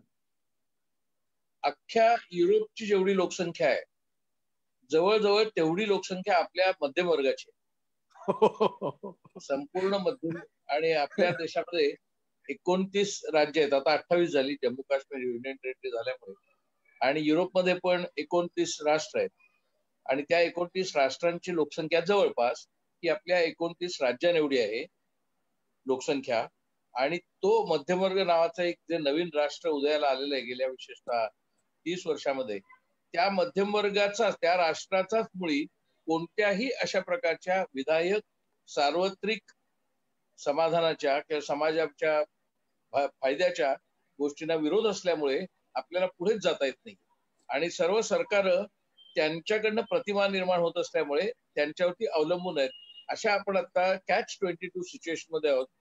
ज्यांच्यावरती अवलंबून आहेत त्यांनाच बदलता येत नाहीये आणि त्यांनी बदलाचं सूत्र घेतलं पाहिजे. आणि याच्या बरोबर उलटी अवस्था गांधीजींच्या काळात होती. गांधीजींच्या काळात जरी असा मध्यमवर्ग नव्हता तरी मध्यमवर्ग होता आणि हा मध्यमवर्गच प्राईम मूव्हर होता. नेहरूंसकट, नेहरू तर श्रीमंत वर्गातले होते पण नेहरू हे प्राईम मूव्हर होते ऑफ ट्रान्सफॉर्मेशन. तसा आत्ताच्या काळात कुठेही प्राईम मूव्हर त्या अर्थाने दिसत नाही असं मला वाटतं. बरोबर आहे अगदी बरोबर. आशुतोष, मला वाटतं या ह्याच्यावर आपण हे सारांश सरांनी सारांश सांगितलाय. Yes yes. सो आपण इथे थांबतोय आणि कन्क्लुडिंग नोट आहेत, पण मला असं वाटतं की इथे थांबायला हवेत आणि आपण अतुल देऊळगावकर सरांना विनंती करूया की जे प्रश्न तुमचे फेसबुक वरती या इथे आहेत ते मी त्यांच्यापर्यंत पोहोचवीन आणि जे अनुत्तरित राहिले असतील मी त्यांना विनंती करेन की ते त्यांनी त्याच्यावरती ब्रीफ आन्सर्स द्यावीत. पण अतुल देऊळगावकर सर इथे आलेत आणि आत्ताच म्हणजे कमेंट्स काही मी वाचत होतो फेसबुक वरती आणि गणेश विस्पुत यांनी फार छान शब्दात त्यांनी एका वाक्यात असं म्हटलंय, सुस्पष्ट, सुरेख आणि अतिशय कठीण मुद्दे अतिशय सुलभ पद्धतीने आम्हाला समजावून सांगितले, त्याबद्दल धन्यवाद. So thank you sir.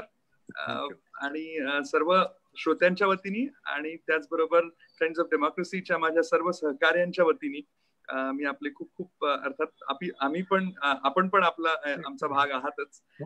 So thank you so much आणि पुन्हा आपण भेटूया उद्या.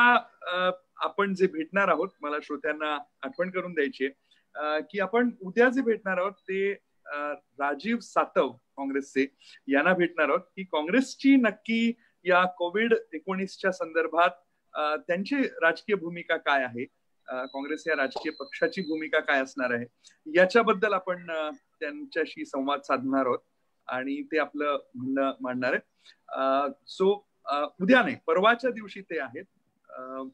उद्याचा दिवस म्हणजे 14 तारखेला म्हणजे उद्याच्या दिवशी ते आहेत आणि परवाचा दिवस हा आपण म्हणजे आजचा 13, 14 आणि 15चा दिवस जो आहे त्या दिवशी आपण एक वेगळ्या प्रकारच्या कविता, विद्रोही कविता आपण घेऊन हिंदीमध्ये हा कार्यक्रम करणार आहोत. आणि त्यानंतर आपण शेवटचा जो कार्यक्रम आहे तो आत्ताच आपण हे सरांचं भाषण सुरू होण्याच्या आधी, देऊळगावकर सरांचं भाषण सुरू होण्याच्या आधी सगळा देश बघत होता, आपल्या फायनान्स मिनिस्टर बोलत होत्या आणि त्यामुळे त्या सगळ्या योजना ज्या काय आहेत त्याबद्दल आपण विनंती करतोय. कदाचित हातेकर सरांना, नीरज हातेकरांना आपण सांगणार आहोत आणि कोविडच्या संदर्भातलं आणि एकूण अर्थविश्लेषणाच्या संदर्भात. त्यामुळे 16च्या दिवशी आपण ही जी सिरीज अख्खी होती लॉकडाऊन टॉक्स त्याचा एक भाग आपण संपवणार आहोत लॉकडाऊन अर्थातच सुरू राहणार आहे, त्यामुळे बरेच जण असं म्हणतात की सीझन 2 सारखं काहीतरी घेऊन पुन्हा एकदा सुरुवात करूया. पण एक 3-4 दिवसाचा ब्रेक आपण घेऊ. आज आपण सर्वजण इथे आलात आणि विशेषतः अतुल देऊळगावकर सर इथे आलेत, त्याबद्दल पुन्हा एकदा त्यांचे धन्यवाद. थँक्यू. उद्या आपण राजीव सातव यांच्या बरोबर संवाद साधण्यासाठी भेटूया 5 वाजता. Thank you so much. धन्यवाद. मी सर्वांचे आभार. धन्यवाद.